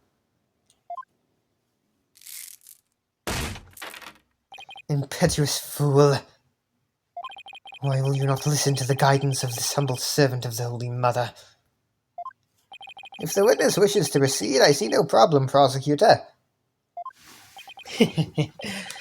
In one ear and out the other. It seems this performer has no need for your so-called guidance, Prosecutor Sadmonk. Just know this, Uendo. Your folly will surely earn you divine retribution. Thanks, Simon! I'm going to make the most of this opportunity you created for me. Just keep your wits about you. I will. Uendo, could you tell us again about what happened in the dressing room?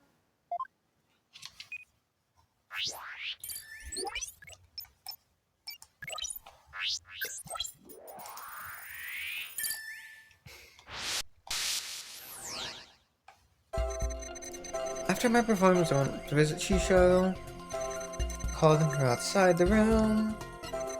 but he didn't reply. When I entered the dressing room, I saw Shisho slumped over the table, motionless. I didn't really notice any unexpected emotions in that testimony. But it isn't always a question of the presence of an emotion response, but the absence. You know, you're right. It's not always the emotions I do see. Sometimes it's a matter of what I don't see, but would expect to see. I'd better carefully compare Wendo's statements to his emotions again.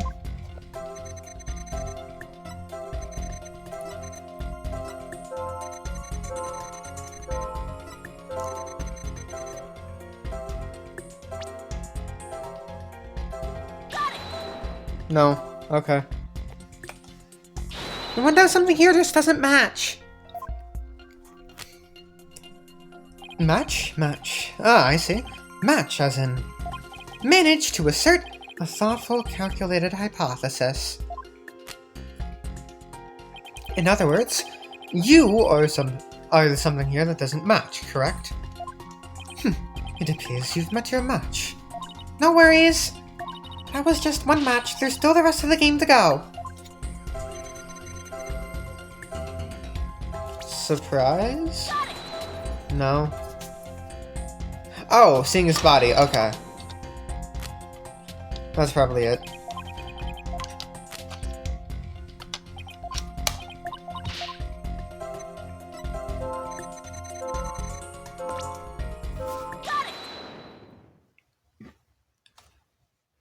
Wendo, I'm noticing something strange with these emotions. Something strange with Cheesy's toe skin, you say? No, what the fuck, Wendo? Something strange with these emotions. How could you have heard something stranger with cheesy toe skin? What the fuck? I don't know. Maybe it's me who's got some cheese in my ears. Did he will the floor to open up and swallow his cushions out of shame for that bad joke? The point I'm trying to make is that I noticed something unexpected in your emotions. Now stop hiding and come out where we can see you. Bailiff, please bring the witness a few replacement cushions.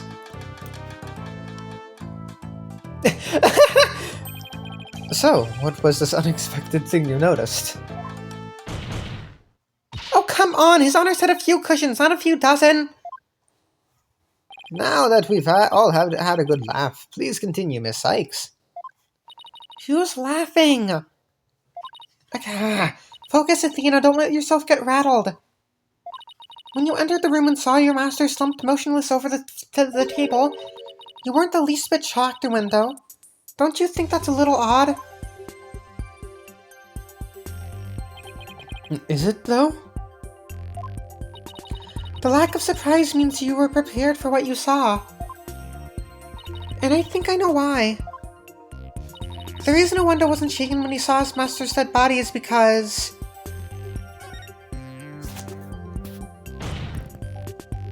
Wendo, I think maybe the reason you weren't shaken was because you already knew you would find your master dead.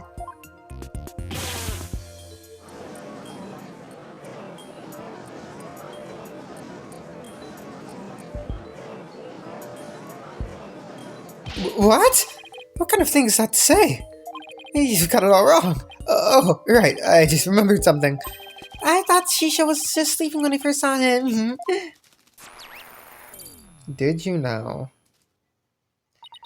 You thought he was sleeping? It sounds plausible, but... What made you think he was asleep? Well, he had his head and arms up on the table as if he were taking a nap. Oh, and one other thing! There was that note, too! A note? What note? Ah, he must be talking about this.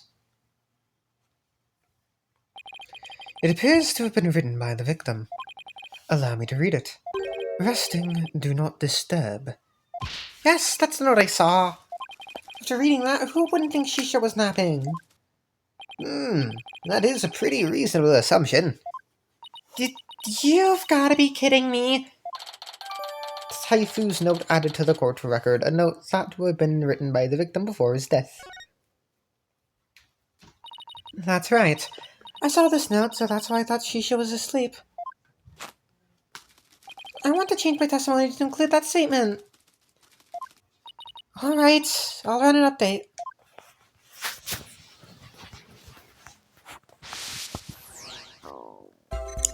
For my performance, I went to visit Shisho. I called him from outside the room, but he didn't reply.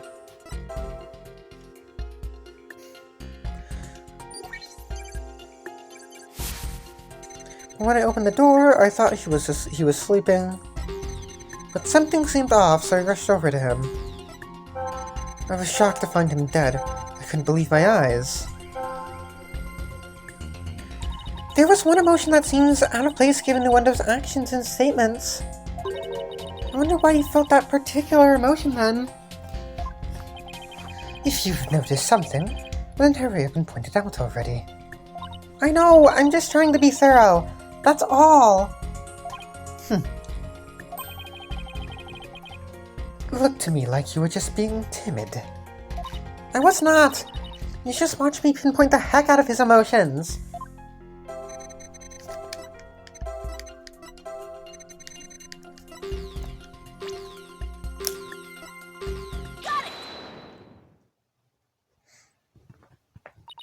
Wendo, I noticed something funny in your emotions again. Funny, you say? I guess an entertainer of my caliber can make people laugh even with my emotions. I didn't mean that kind of funny. Quite the opposite, actually. When you entered the dressing room, I see that you suddenly felt anger. What I want to know is, what made you feel angry all of a sudden? What? Well, let's see. Oh yeah, now I remember. As I was going in, I whacked my little piggy on something. I was annoyed at my own clumsiness. Wait, you mean you stubbed your pinky toe? Just a little bump on my little piggy. No big deal. It's embarrassing, really. Sounds more like he's hiding something. I'd better dig a little deeper. No need to be embarrassed, Wendo, but I'm afraid it's something we do need to look into. I don't really see anything you could have stubbed your toe on. In the area around the dressing room door in this picture. But maybe there was something there at the time. Wendo, what exactly did you stub your toe on? Objection. What an irrelevant question. You dishonor the soul of the victim with these unnecessary delays. You tell her? Really? Who doesn't stub their toe every once in a while? You gotta really fuss over every small detail like this. You really gotta fuss over every small detail like this? Well, the thing is... What is it, Simon? Even the most subtle of fluctuations in a person's psyche can lead us to the truth. That's why it's important to get to the bottom of this question. Plus, if I back down now, who knows what new insult Simon will hurl my way. Is there really no trace left of what Wendo stubbed his toe on by the door? What in the world might have been there then, but not there now? I don't fucking know.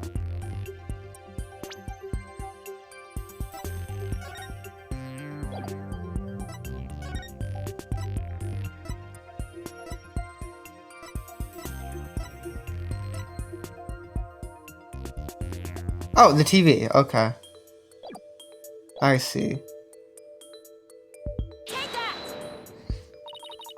Please take a good look at this photo of the crime scene.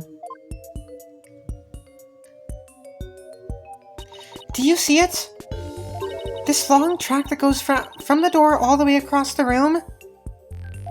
Now that you mention it, I do see traces of something getting dragged. And the track mark ends? There, at the TV.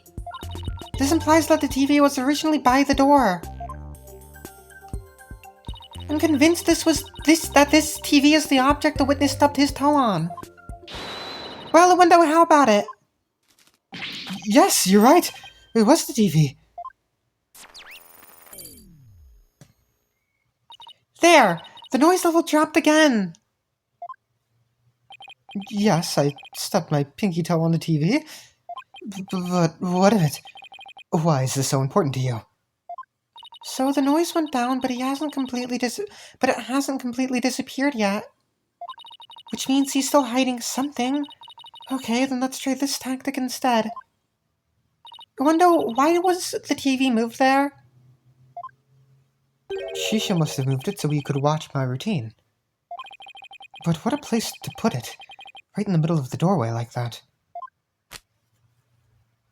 I didn't want to bump into it again, so I put it back where it belonged.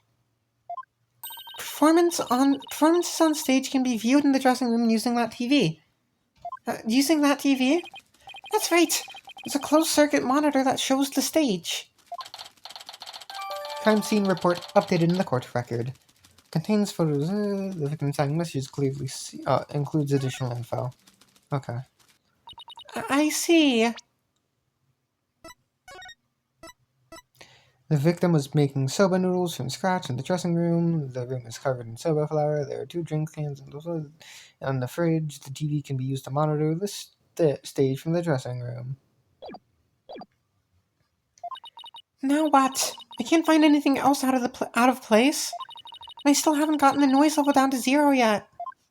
Simon, I'm still getting noise here, but I don't see anything else fishy. This is precisely why amateurs are such a bother. Sorry. I'm in no mood to play nursemaid here, but if that's what it takes to save the soba shop.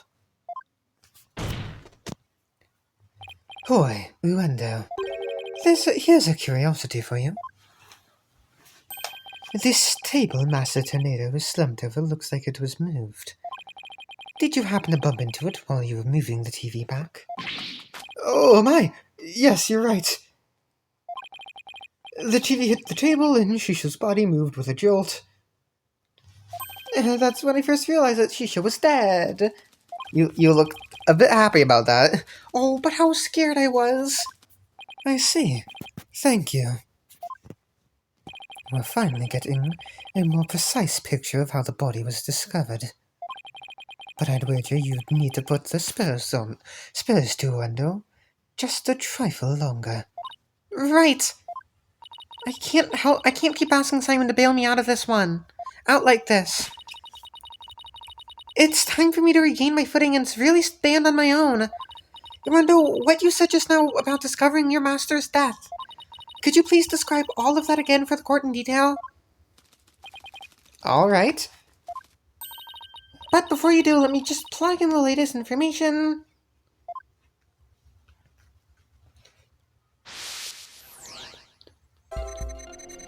During performance, I went to visit Shisho.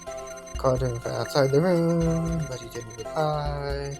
When I opened the door, I thought he was sleeping. I tried to enter the dressing room, but stubbed my toe on the TV. When I put the TV back in its normal spot, I realized that Shisho was dead. Seeing him slumped over at the cluttered table. Oh, Shisho. I'm not really seeing any emotions I consider out of place. How about you, Simon? How many times are you going to come running to me? No, I was just looking for a second opinion. Well, take another good look at the flow of emotions. Don't just look for simple inconsistencies. Look at the intensity of his emotions, too. I see. Thanks, Simon.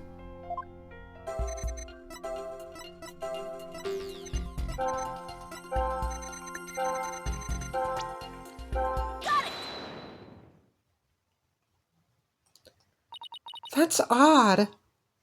After the initial shock of finding the victim dead, you reacted with surprise again. What was it that surprised you, Wendo, besides your master's death? What do you mean? What's more, you were even more surprised the second time than the first. What could have surprised you more than finding your late master? Search me. Your little thingy must have made a mistake. Silence. The girl is as sharp as a trout, to be sure.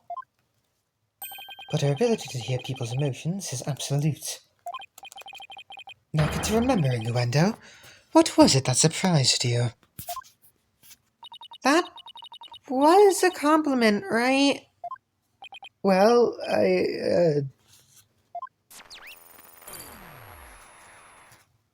No, well, we've pushed him too hard, and now he's mentally all over the place. His emotions are completely out of control. Out of control? Care to explain how that's relevant? You know how normally I listen for the hidden emotions in a witness's voice, right? From there, I look for inconsistencies between their testimony and those emotions. But sometimes the person's feelings can run too high, making it hard to get proper readings. So that's how your Matrix program works. Fascinating.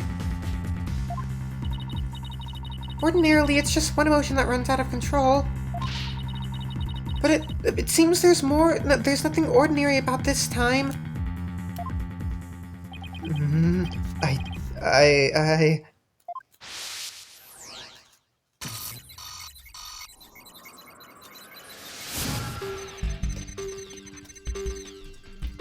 After my performance, I went to visit Shisho. I called him from outside the room, but he didn't reply. When I opened the door, I thought he was sleeping. I tried to enter the dressing room, but stubbed my toe on the TV. When I put the TV back in its normal spot, I realized that Shisho was dead. Seeing him slumped over that cluttered table, Shisho. I knew it! What's got your knickers all in a bunch now? I wonder who has multiple emotions running out of control at the same time. I've never seen anything like this ever. Hold on. Hold on.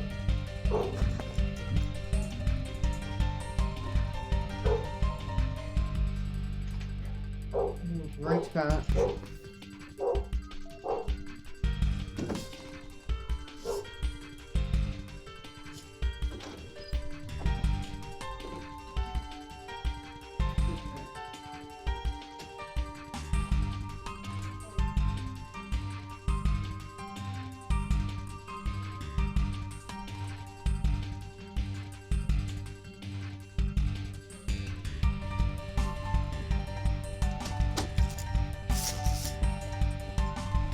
Okay.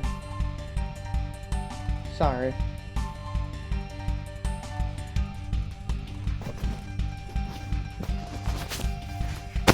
I've never seen anything like this, ever. Yes, you have. So, how does one bring a situation like this back under control?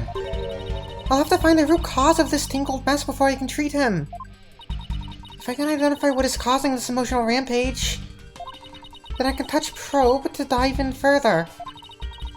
I'll need to point to what I think is the root cause and touch probe again. Through this process, I can identify exactly what's causing Uendo so much distress. And that will help bring his emotions back under control. In that case, let's get started, shall we? Alright, I can't guarantee success, but it's definitely worth a shot. Time to look for the root cause of Uendo's rampaging emotions.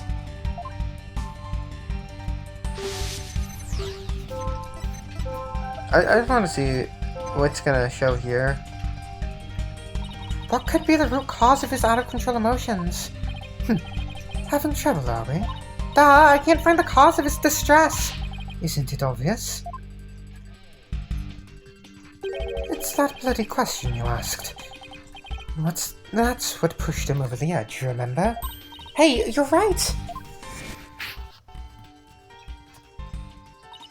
That's odd.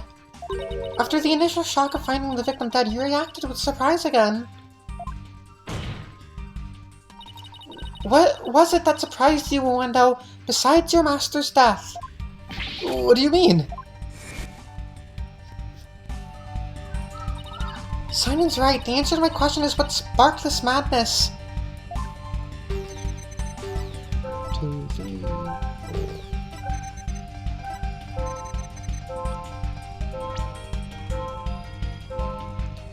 No, the cards.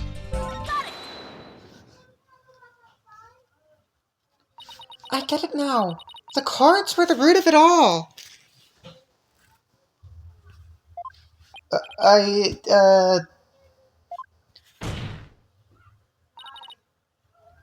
Don't try to deny it. You can't hide your feelings from me. The dying message that was left at the scene of the crime is what's causing your distress.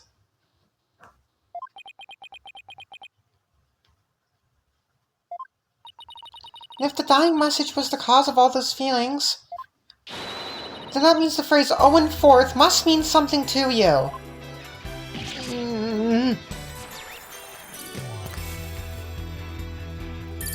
Bye-bye. There! Noise level 0, finally! The dying message consists of 2 words, Owen and Forth. But neither of these 2 words have anything to do with the witness.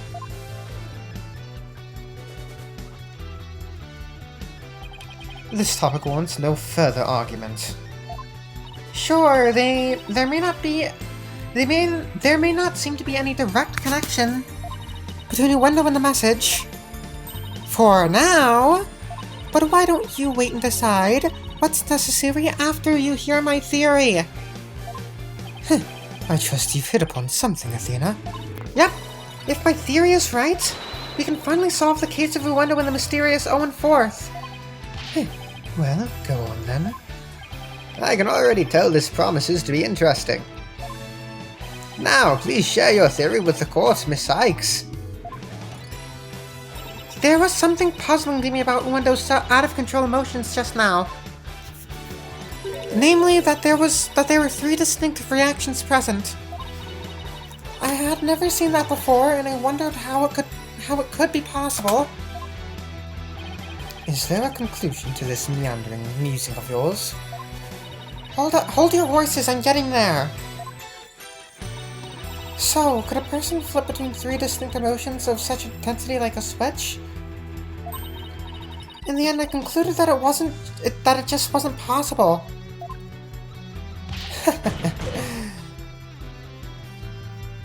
So, that's it, is it? A bit unconventional, but I'll grant that it's possible within the realm of psychology. Within the realm of psychology? I'm afraid you'll have to explain it for the old man up here on the bench. Your Honor, my theory is that Wendo is a robot. With so many distinct personas, it's clear to me that Wendo has dissociative identity disorder. What does that even mean?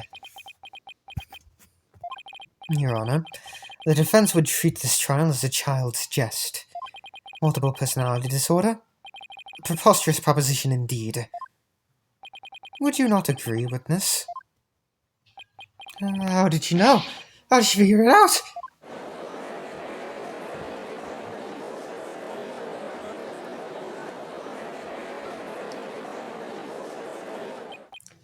Polkunka! I can't believe it! I did it! I did it, Simon! I've read papers on it before, but I think I'd see a case of it for myself. Blimey.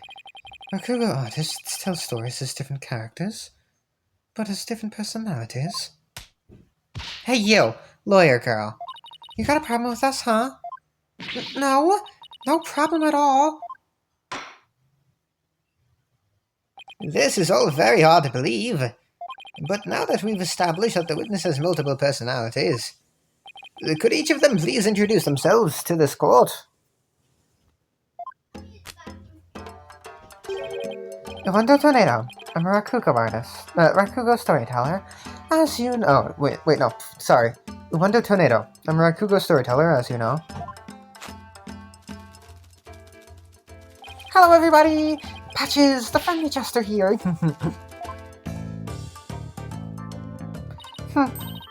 Kisegawa. Courtesan. And is that all of you? Yes, that's all of us. So there are 3 personalities in total. Uendo, Patches, and Kisegawa, huh? Well, Simon, what do you think now? That you're one lucky duck. Just be glad Just be glad they were dense enough to help you out. Can't you just straight up say I did great for a change? No. Heh. You appear to be quite proud of yourself, Defense, but all you have done is infringe upon the privacy of the witness. I couldn't disagree more, Prosecutor. Now that we know there are 3 personalities, a new way for us to interpret the meaning of a certain piece of evidence has arisen. A new interpretation? Ooh, now I'm very curious. What is this piece of evidence you're talking about, Miss Sykes? Knowing what we know about Uendo and his personalities, this makes perfect sense. This now makes perfect sense. Take that! The Karuta cards. That's right, Your Honor. Recall the original dying message left at the scene. We didn't have a clue as to what Owen Forth could have possibly meant. But now, with this new information about Uendo and his personalities, isn't it possible that Owen Forth actually means a secret 4th personality of Uendo's? A personality named Owen. What? Tulkunka. Uendo must have kept his dissociative identity disorder from us because he didn't want to be associated in any way with that dying message. No, that's not why. We kept our disorder a secret for a different reason altogether. We've been taking advantage of our affliction to act out various Rakugo characters. Afraid if this got out, well, our reputation as a Rakugo artist would be tarnished, as would the Tornado name. That's why we kept it a secret from everyone except members of the Tornado School. But really, there is no 4th personality. It's just the 3 of us in here. A plausible enough sounding story. But it doesn't prove you didn't rearrange the cards, does it?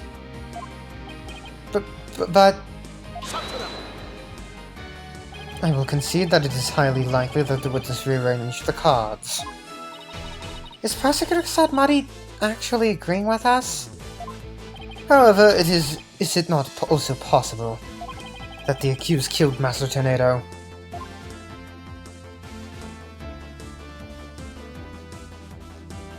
And then left that message in order to frame the witness.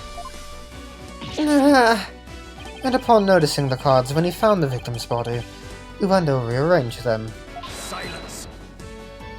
A fantastical tale, but a tale nonetheless. No one outside the Tornado School knew about Uendo's multiple personalities. Uendo just finished saying so himself. Ah, that is true. That is true. That is true, but ultimately being... Oh, wait, no. Okay. That is a true, but ultimately meaningless point. The witness was only in the dressing room for 2 to 3 minutes. That's far too little time to commit murder, wouldn't you say? Objection! Then who's to say he couldn't have done it before his discovery? Objection.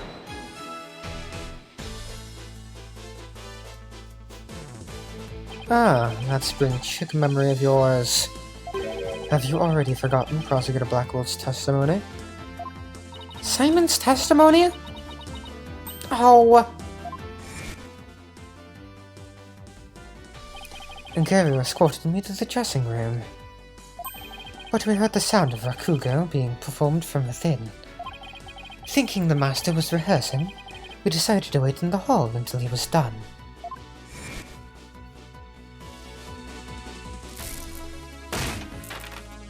That's right. Until just a few moments before Uendo entered the dressing room. Typhoon Tornado was unconfirmed to still be alive. Ah! No! Not only that, but Uendo was on stage until just before he discovered the body. Bulletproof alibi that I have already confirmed with several audience members. Oh no! I also heard that his Rakugo performance that day was a steaming pile of shit. Well, you get the picture. Yes, I'm afraid so. Really stunk up the stage, I did. And yet I have a perfect alibi. Indeed. Why not land the coup de grace on the defense by describing your alibi, witness? Okie dokie, Smokey!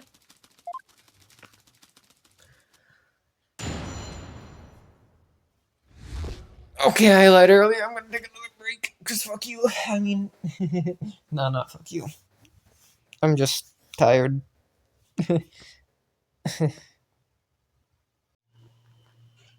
Alright, we're back. Windows alibi. I was on stage until just moments before I went into the dressing room. The entire audience was my witness.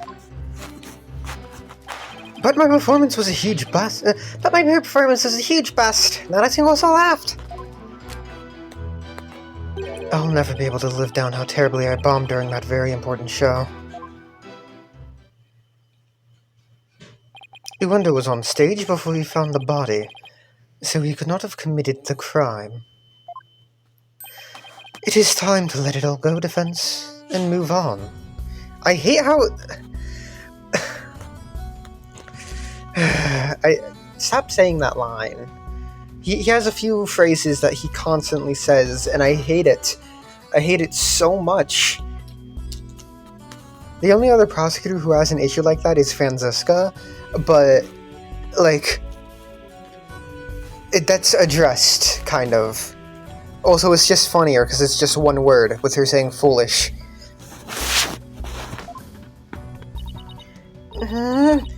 Well, get this, Prosecutor Sadmati. The Wright Anything Agency never gives up. We fight to the bitter end. Pfft. Allow me to say this once more. Let it go, and move on. And allow me to say once more, I'm never giving up. Let it go, and never! This is pointless. Yes, you're acting like a child. You should have taken advantage of this opportunity while you could, you foolish child. Your worthless convictions only serve to prolong the accused's suffering.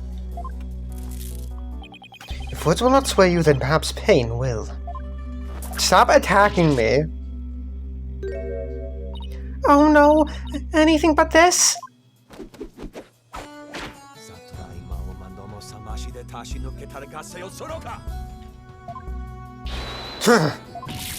Eek!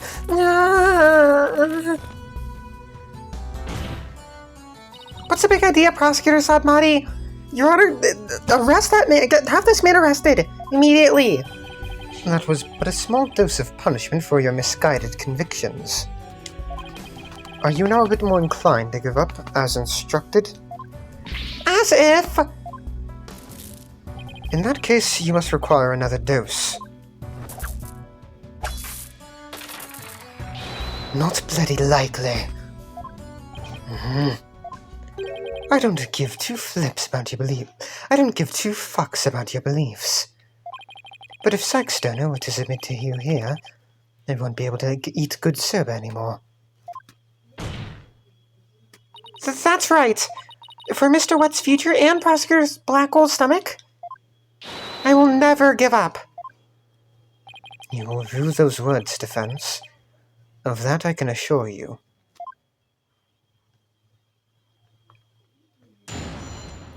Cross-examination.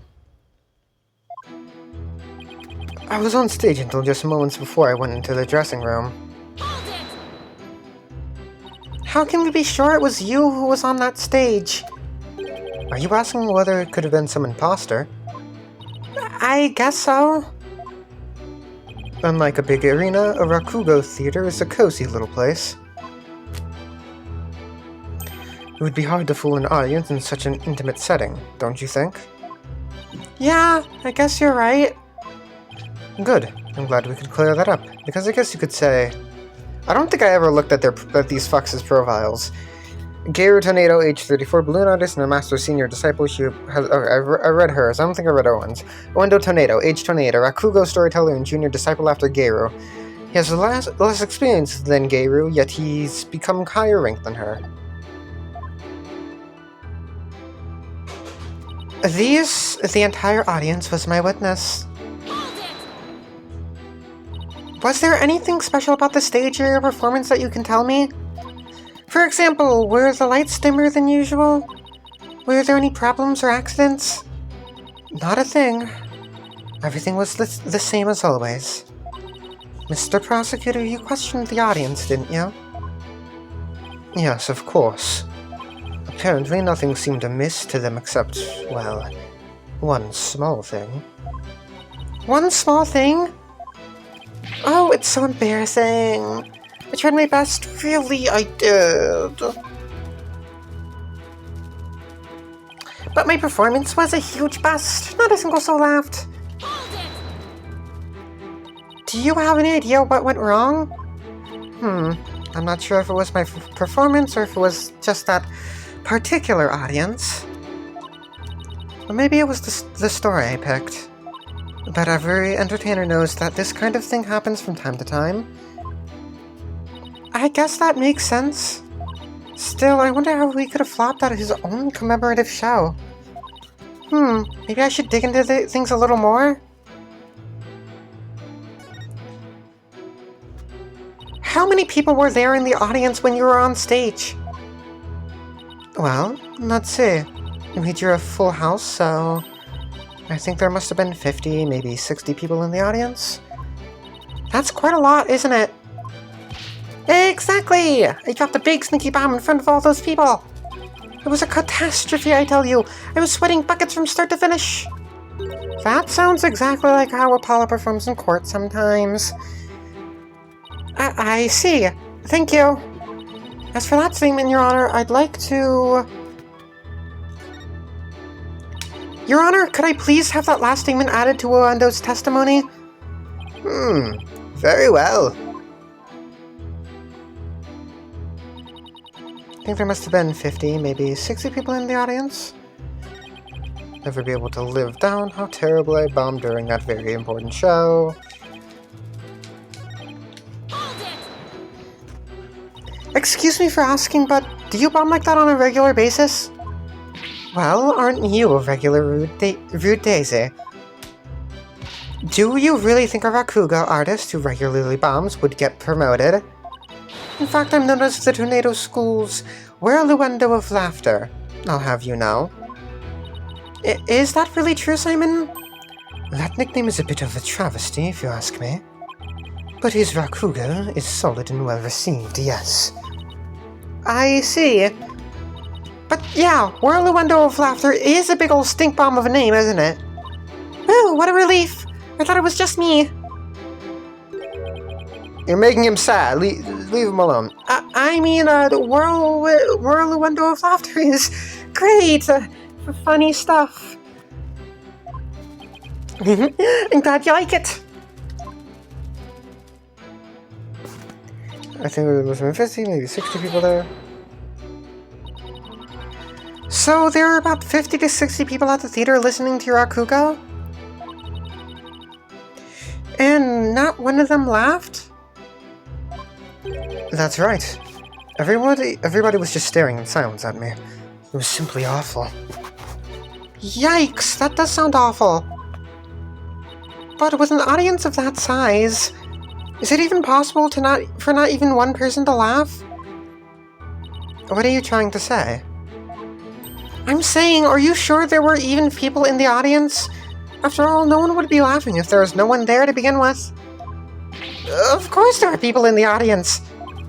It was a full house, I tell you. Lots of regulars. Want me to ask them all to come here? No, that's all right. Don't press him on every statement at random. You have to put some thought into it. Use your head, Athena. Eek! Simon's right. I have to be more careful with the testimony I draw out. With the audience as his witness, Wando has a pretty unshakable alibi, doesn't he? You're not giving up, are you? Was that never say die spirit you displayed earlier? Of course I'm not giving up, Simon! I just know Wando has something to do with this case. But how will you connect him to the crime when he has an alibi as strong as that? I don't know just yet. But I'm going to press his testimony and keep an eye out for contradictions.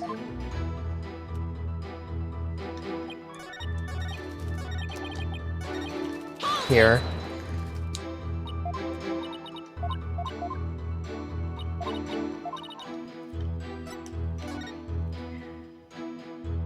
Could you tell me which Rakugo story you performed? I could, but I'm not sure if it would mean anything to the uninitiated. Well, even if I might not get it, can't you at least try for me, please, pretty please, with a cherry on top? Alright, if you insist. The story I performed is called Toki Soba, otherwise known as Time Soba. Time Soba, huh? Maybe Owendo's right. He's only said the name of the routine, and I'm already lost.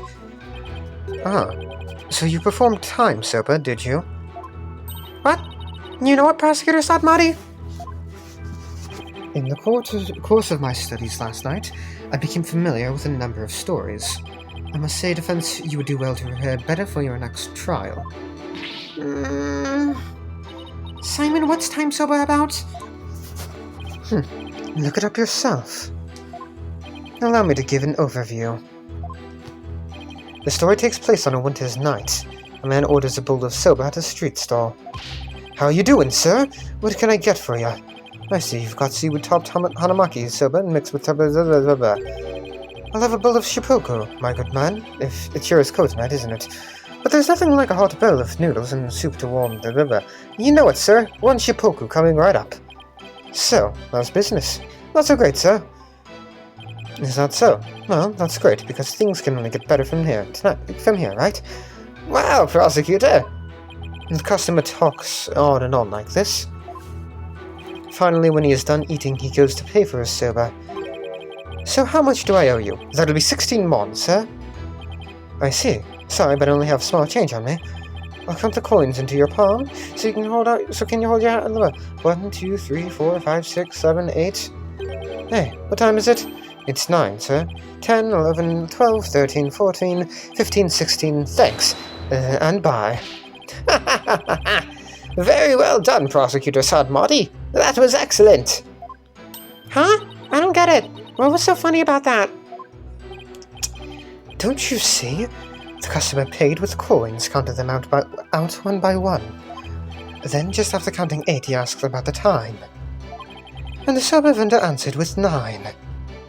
Oh, now I get it! He made the vendor say 9, and then he continued counting from 10. Exactly. He cheated the soba vendor out of 1 mon with his smooth talking. The story continues with another man who saw the whole thing and tries to do the same. But he bungles the trick and ends up paying more than 16 mon for his soba. This story ends on that as the punchline. You can look up the rest of the details yourself.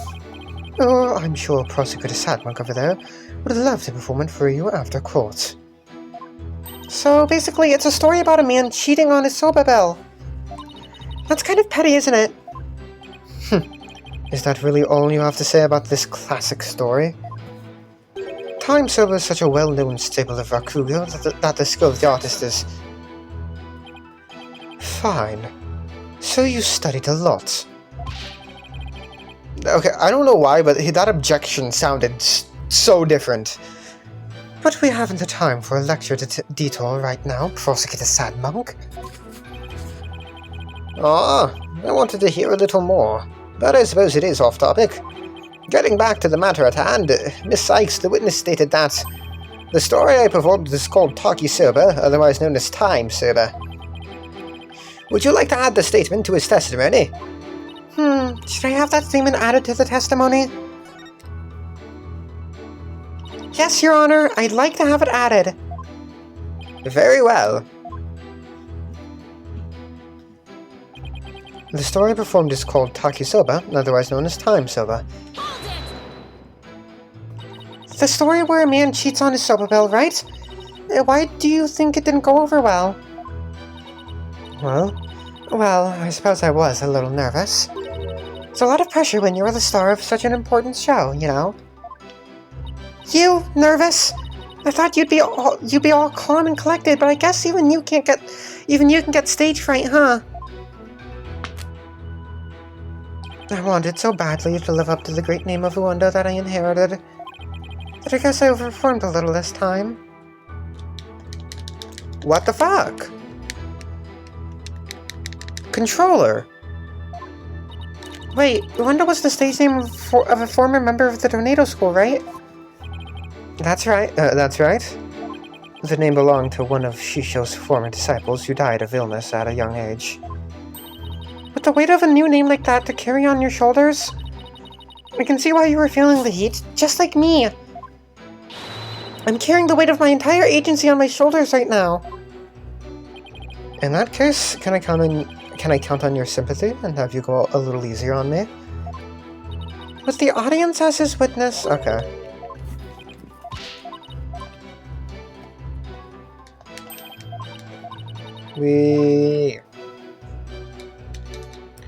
Okay.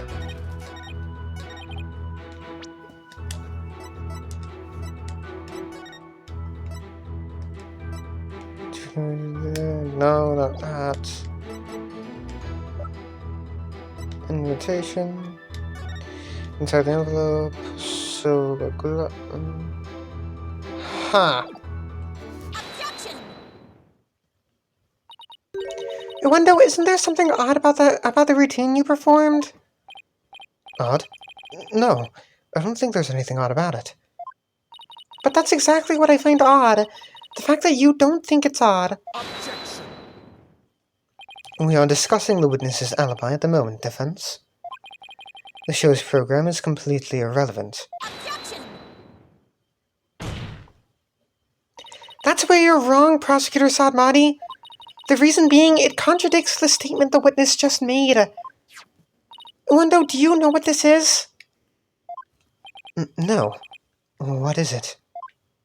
This is an invitation to the show, sent from Master Tornado to Prosecutor Blackwell. Included in the invitation is a rundown of the show's program, which clearly states that Time's Up was to be performed by Master Tornado himself.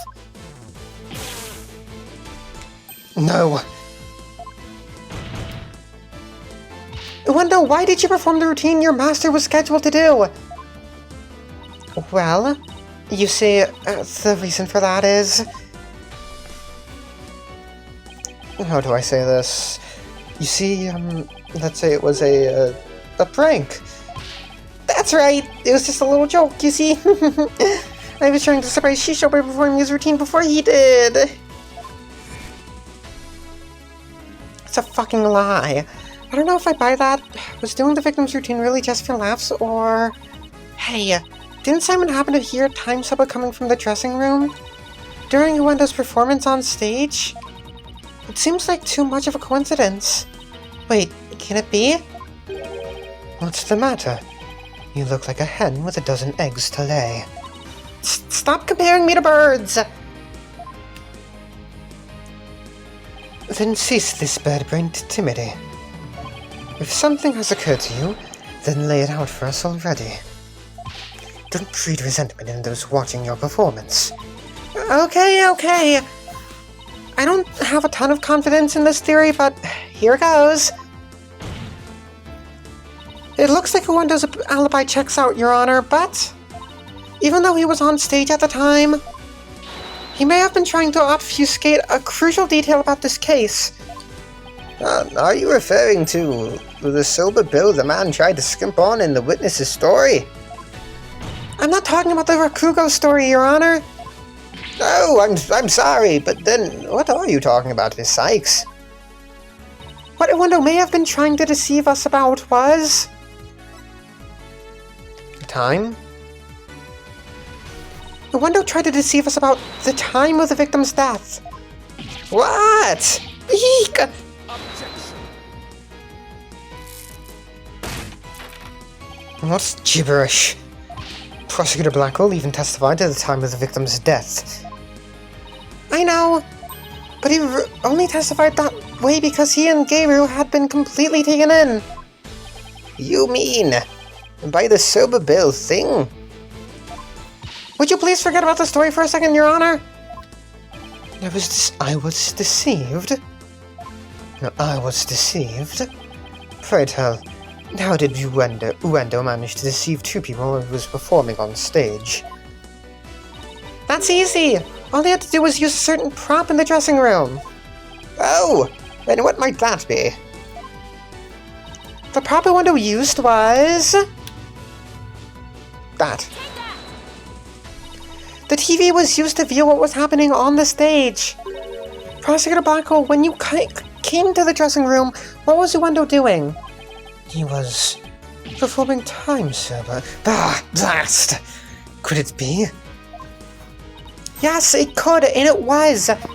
What you and Geiru heard was not Master Tornado practicing his routine. It was Uendo's performance, as heard through this TV's monitor speakers. What? With the TV just inside the inner door of the dressing room, it could easily be heard from the hallway outside.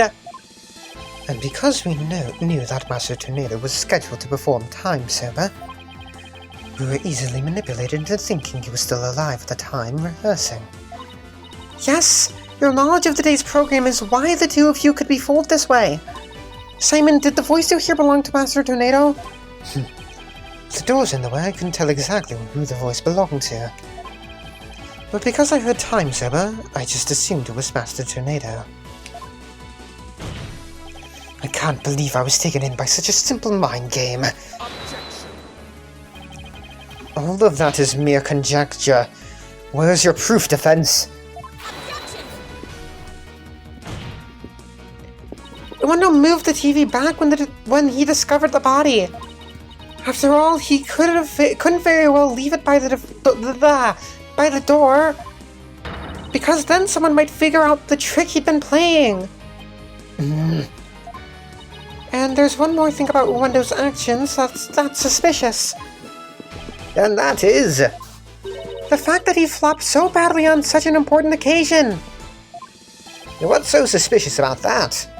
Even pros slip up once in a while, you know. But I believe that this time it was intentional. Because Uendo knew it'd be strange to hear laughter coming from the dressing room. Oh my! Yikes!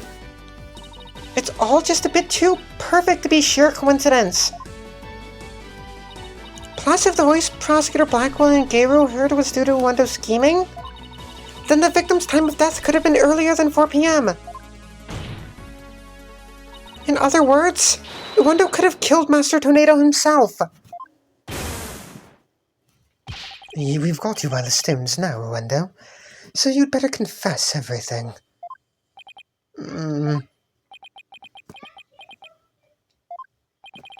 Well, witness, what do you have to say for yourself? We demand an explanation.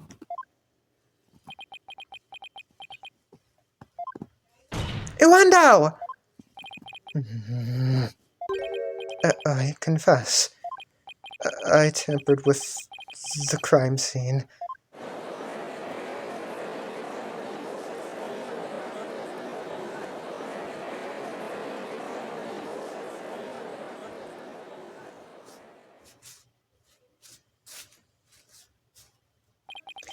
Is it the defense's claim that Uendo Tornado was the true murderer in this case?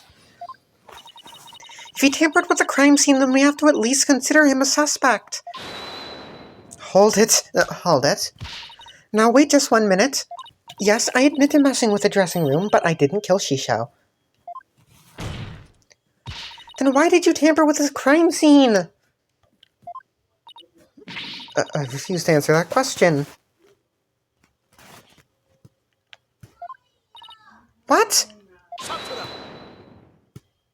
If you suspect this witness, then I have a question for you. What could it be this time? Uendo had absolutely no reason to murder Typhoon Tornado. After all, why would Uendo kill the man who recognized his skills and promoted him? Hold on. Sorry about that. After all, why would Uendo kill the man who recognized his skills and promoted him? Oh! Well, his motive was, I can't think of a single thing. It appears you are also not aware of one other fact. And that is? That the accused visited the dressing room before 4 p.m. as well. Is it not natural, then, to suppose that the accused killed the victim at that time? What? Nobody told me Mr. White had also gone there before 4 p.m.? We were only discussing the time frame after 4 p.m., so I didn't think to mention it. But now that you have made the time period before 4 p.m. irrelevant, let me just see his... Yeah, okay. Uh-oh, I don't like where this is going. So, you really do not know what your client was doing during that time frame, do you?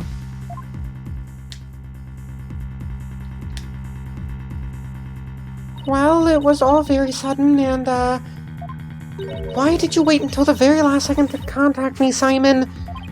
Don't you give me that look. And just so you know, Bucky never told me he had visited the Master before 4 p.m. either. The sort of thing is exactly what that prosecutor why that prosecutor keeps calling us unprepared. The defense will stop squabbling this instant. Hold on. No.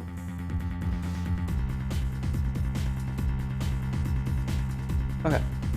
Sorry, Your Honor. Prosecutor Salmani, please continue. Thank you, Your Honor. Defense, you know of the soba making implements in the dressing room, correct?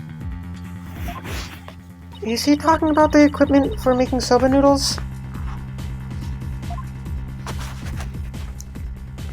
You speak of the large bowl that is used to mix buckwheat flour and water, the long rolling pin, and the special knife that is used to cut the dough into noodles. Precisely. These tools all came from the accused soba shop. You mean they didn't belong to Master Tornado?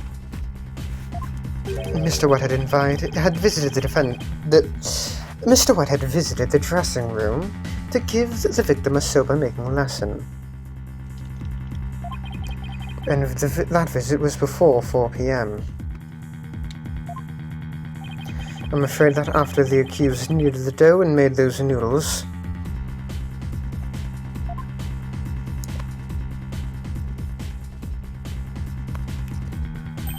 he committed the act of murder. But wait, that doesn't add up. If Mr. White killed the victim before 4 p.m., why would he return to that room at a later time? Who's holding it?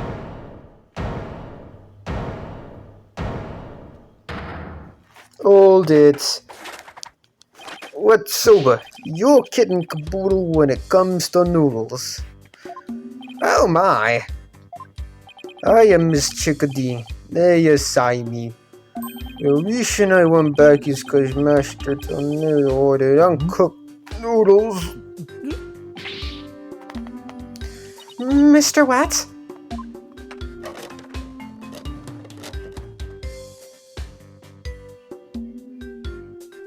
Yesterday I brought making tools to the dressing room around 2 p.m. That's when Master Tornado ordered uncooked soba noodles to stock up on. Uncooked noodles to stock up on? Yes, ma'am. Master Tornado kept a supply of noodles from my shop in his fridge.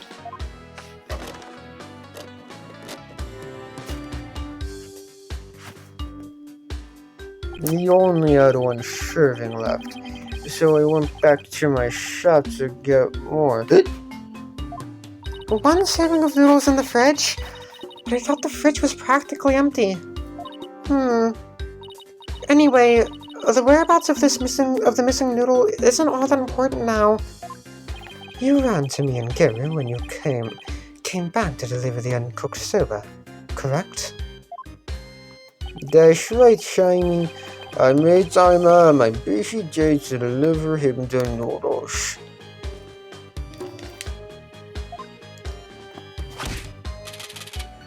Yeah, and you know it, he ignored me when I called to him from the inner doorway. He just kept mumbling Rakugo lines for ages, so I got mad and went back to my soba shop. Ah, so that's why you got mad. If what he's saying is true, then there's no way he could be the murderer. I swear I'm telling the truth, Miss Chica. Bailiff, quick, get this man to the infirmary.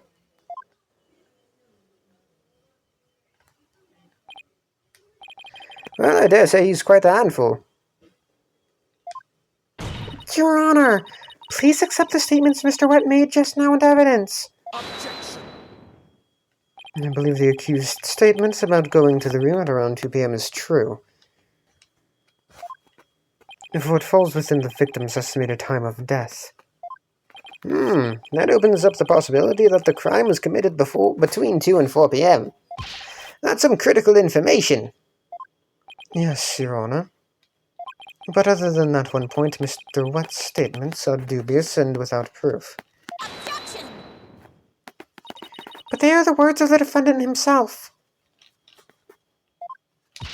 Simon, back me up here. He has a point. If I were the prosecutor, I wouldn't accept them either. While I understand the defense's feelings on the matter, this court is unable to accept anything other than the time the defendant made his visit. Now what do I do? I trust you have no further objections, defense? At last, the time has come to send the soul of the victim onward to the Twilight Realm. Silence. What are you yammering on about, Prosecutor Sadmonk? We still have something we need to question Wendo about. We do? Like what? Well, don't just stand there. But we don't have any evidence left to present. Have you forgotten already? Isn't there still a hidden witness you have yet to question?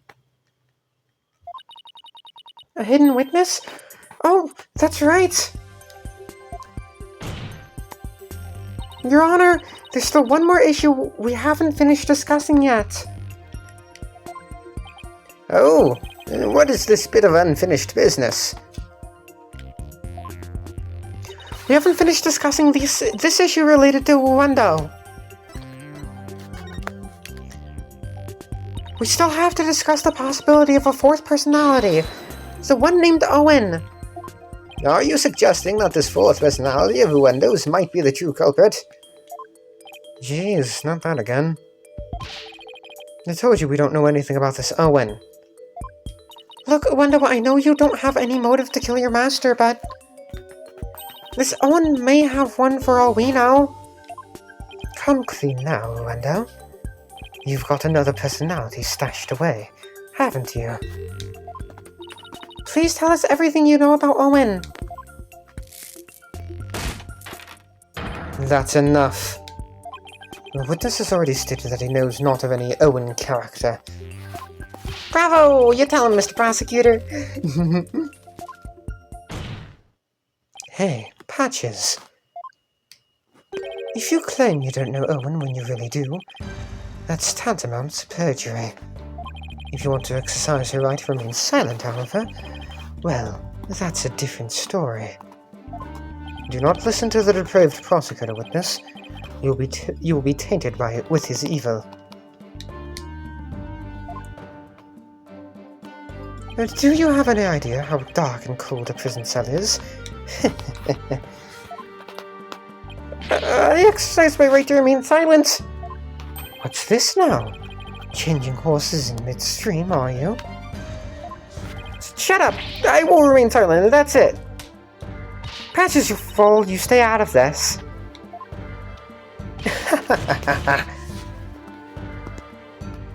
Patches is not the brightest bulb in that box you call a noggin, is he?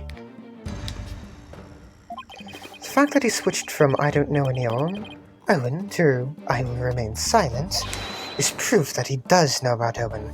Literally does not mean that Black will, but okay, go off, I guess. There it is again, Simon's formidable psychological manipulation tactic. I'm sure glad he's on my side today. That is literally not how that works. You dirty, despicable, depraved prosecutor, you were leading the witness. Witness, there is no need for you to submit yourself to the defense's questioning. Objection! Your Honor, Wendo is definitely hiding something. Please allow me to question this witness about the existence of Owen. I suppose only this witness can confirm or deny the existence of Owen for us. Very well, I will allow the defense to proceed. Pilkunka! Why the fuck do they need that to be so loud right now after I explicitly said to turn it down until I'm finished recording? Why? I've never met any personality named Owen. Patches was just blurting out nonsense in a panic. We're always aware, so we definitely noticed that if a personality like that showed up. How dare you treat me like a criminal based on mere conjecture? Wow, how am I supposed to deal with the testimony of 3 personalities? Unless you can prove the existence of Owen, here, it's all over. You'd best screw your courage to the sticking place and attack the testimony head-on. All right, I will. Just stop piling the pressure on me. I have to draw out some info, anything to drag Owen out into the open.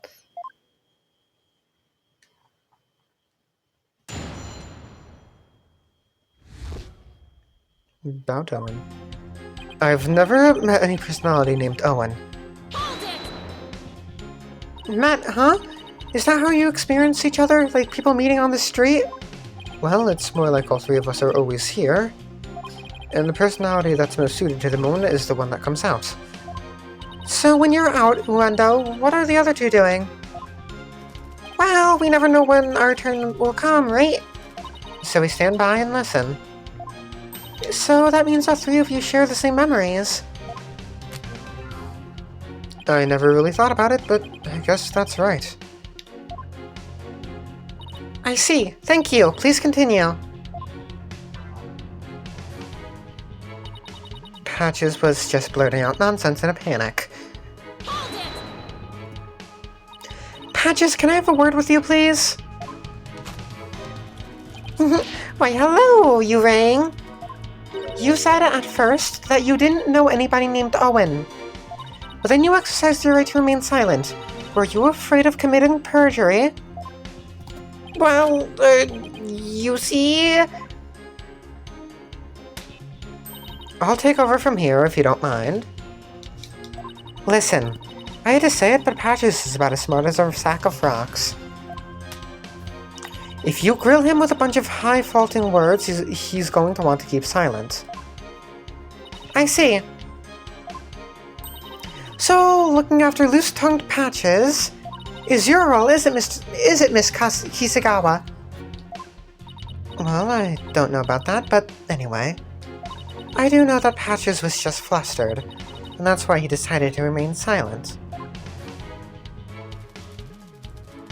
We're always aware, so we definitely noticed if a personality like that showed up. Hold it! But what if, for some reason, you 3 were unconscious at the time of the incident? If the 3 of you weren't alert and aware, what would happen? What would happen? Not even sure what you mean. I mean, if you three share the same memories, right? You three share the same memories, right? But what if Owen is different? What if he has memories separate from yours? Maybe Owen emerges when the three of you are unaware or unconscious.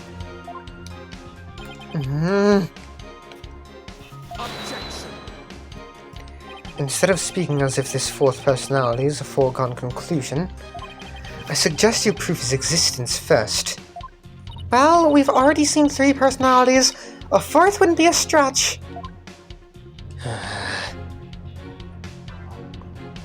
You dishonor the victim and this court by jumping to such conclusions without proof. Have you ever heard of these old sayings, Prosecutor Sadmati? What happens twice will happen thrice. If you see one, there are likely 30 in your home. I'm basing my theory on such premises. Comparing us to cockroaches. Do we bug you that much, girlie? But how do you intend to prove it? How will you prove that all 3 personalities became unconscious, as you say? Unless you can do that, all of this talk is merely empty speculation. Well, Don't be so timid. If you don't have it, then find it. Look for something that could render Uendo and the others unconscious. Simon's right, I can't back down now. For my client, Mr. Wet, I have to... Wait, Mr. Wet? Let me rest? Maybe if I were a lump of regular flour dough for oil noodles. But I'm fresh like my soba, and you don't let soba dough rest. It's all about the 3 freshes. Grind the buckwheat seeds fresh, cut the dough fresh, and boil the noodles fruit.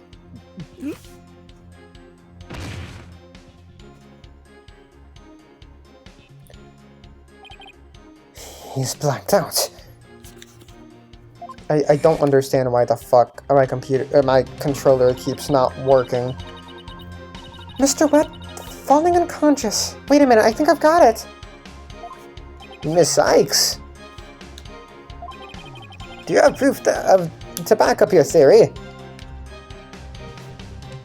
Man, I guess. Yes, Your Honor. I do. The proof is right here in this crime photo. It is. In that case, please point out what supports your theory. This most likely is what caused the window to lose consciousness. Oh. Take that! This is probably what made Uendo unconscious.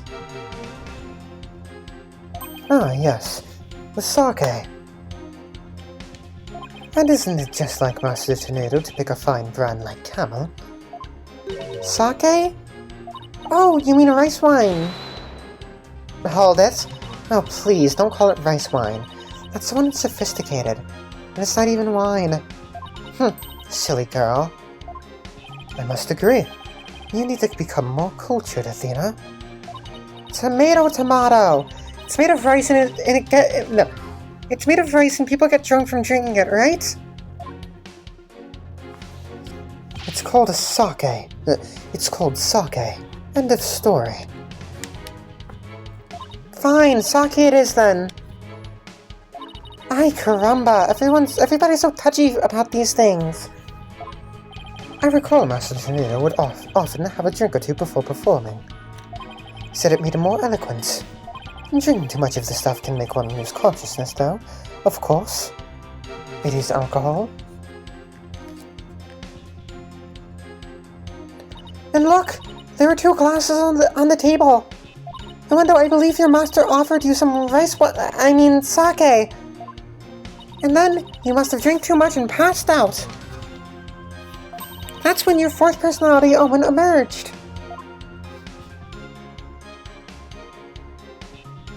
I drank sake. Oh, that's a good one. We have a real sweet tooth, you see? So yes, we did accept the sugary red bean bun. But since we really dislike sake, we said no, thank you, to that. Believe it or not, we're really weak when it comes to booze. Even a tiny drop can knock us right out. So, you see, I had a sweet manju bun, but I didn't drink any sake. What? But that can't be right. The defense demands that the glasses be examined right away.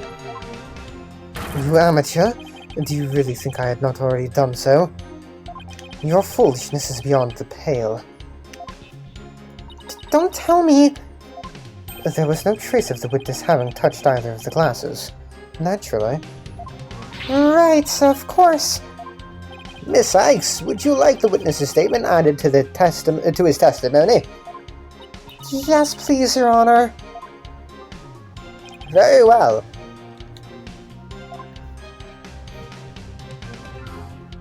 I had a sweet manju bun, but I didn't drink any sake. Hold it! So if you had even a tiny sip of sake, you'd conk right out, huh? That's why you didn't touch the glass that Master Tornado offered, correct? Yes, that's right. Then maybe you ate something that had sake in it as an ingredient. I don't recall doing anything like that. He doesn't recall doing it. But that doesn't necessarily mean he didn't. He just might not have known that he did. I'd better take another good look at the evidence. So, he didn't drink any sake, huh? Oh boy, now we're in trouble. That kind of answer is exactly why Sadpunk keeps insulting you. Now, use your head. There were countless ways Uendo could have gotten sake into his mouth besides drinking it. Well, I don't know about the countless part, but nothing. Give it some thought and you'll figure something out. So the witness must have had something that contained sake. Is there anything in the court record that hints at something like that? Oh, how dare you treat me like a criminal based on mere conjecture? Since nobody involved with this case is named Owen, we have to explore the possibility that he's a hidden fourth personality of yours. After all, the cards read Owen Fourth. But how can you be so sure that that's what the cards really mean? What else could they possibly mean? Well, for example, Owen the Fourth Hitter. Who in the world is that? He's a baseball player, a really great one too. Owen Gonzalez, 36 years old. He's a cleanup fourth place hitter, of course. If such a famous baseball player was there hanging around in the theater, he would have drawn a lot of attention to himself, don't you think? Well then, how about this then? Repeat means Owen and O-N fourth. Like, I-O-N 4000. And who is this mysterious N person? Near. What? N isn't a person. It was Shisho's favorite hobby shop, Enjoy. He was a huge model train collector. I see. Maybe he owed the hobby shop some money. So he left a note to remind himself. In Karuta cards on the table? Shisho worked in mysterious ways. Are you even taking this seriously? I'm being completely serious. But the point is, Owen Fourth could mean just about anything. I suppose you're right. I guess I better approach this from a different angle. Okay, I had a sweet manju bun, but didn't drink any sake.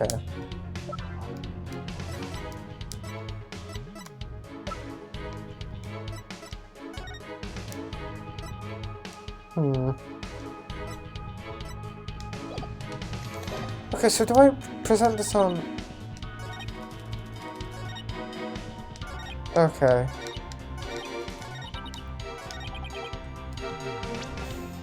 don't think this is necessarily a contradiction, but...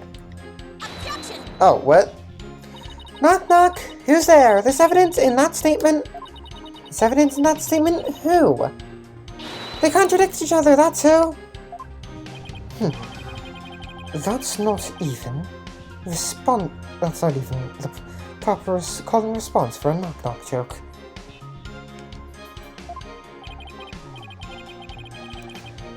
And what's more, her claim does not even make any logical sense.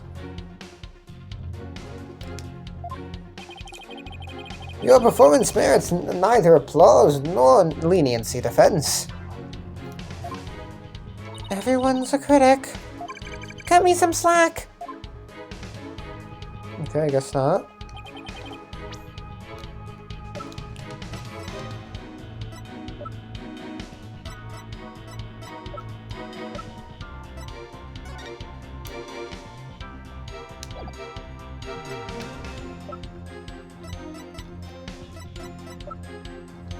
Hold on.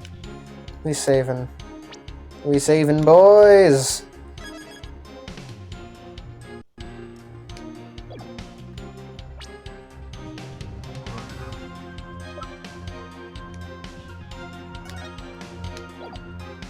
Objection! This shows what most likely made Uendo lose consciousness. That note. Are you feeling lightheaded, child? Or perhaps a bit peckish? I'm not hungry and my head feels just fine, thank you very much.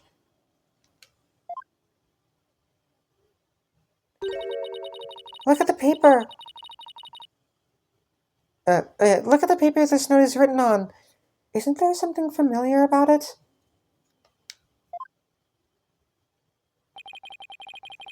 What exactly are you saying, Defense?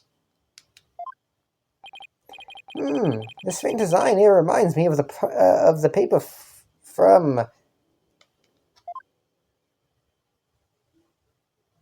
Yep! It's a piece of the wrapping paper on the box of manju buns by the victim on the floor. Uendo, you may not have drunk any sake, but you did eat a sweet red bean bun, right? Well, yes, that's right. I don't know if you are aware of it or not, Uendo, but I believe the manju you ate caused you to fall unconscious. The bean bun? Something. Why is this... Why did it do that? What? The bean bun? But how? Because those buns contained a secret ingredient. A very punchy secret ingredient at that. A punchy secret ingredient? Yes. The design on the wrapping paper matches that of something else in the room. It does. The design on this object matches that of the manju box's wrapping paper. I present this. What? The sake? The camel pattern is the same as the one for camel brand sake.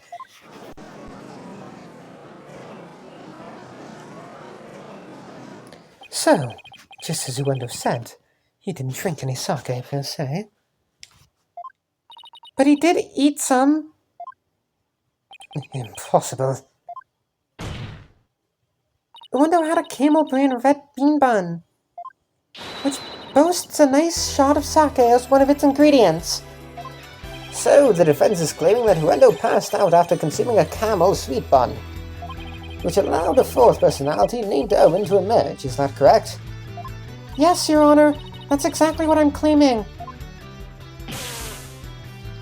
But there's one thing that bothers me.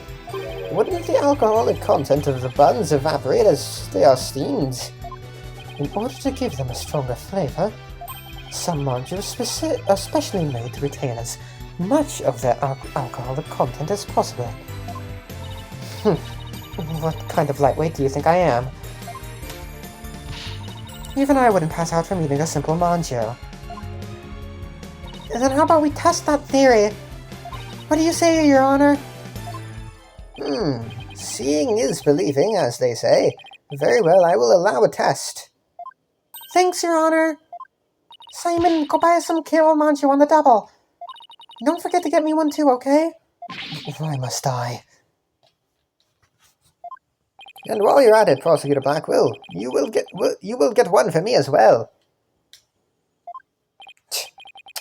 I'm not the courthouse stable boy, you know. But just this once, I'll acquiesce. Tucker, I'm counting on you.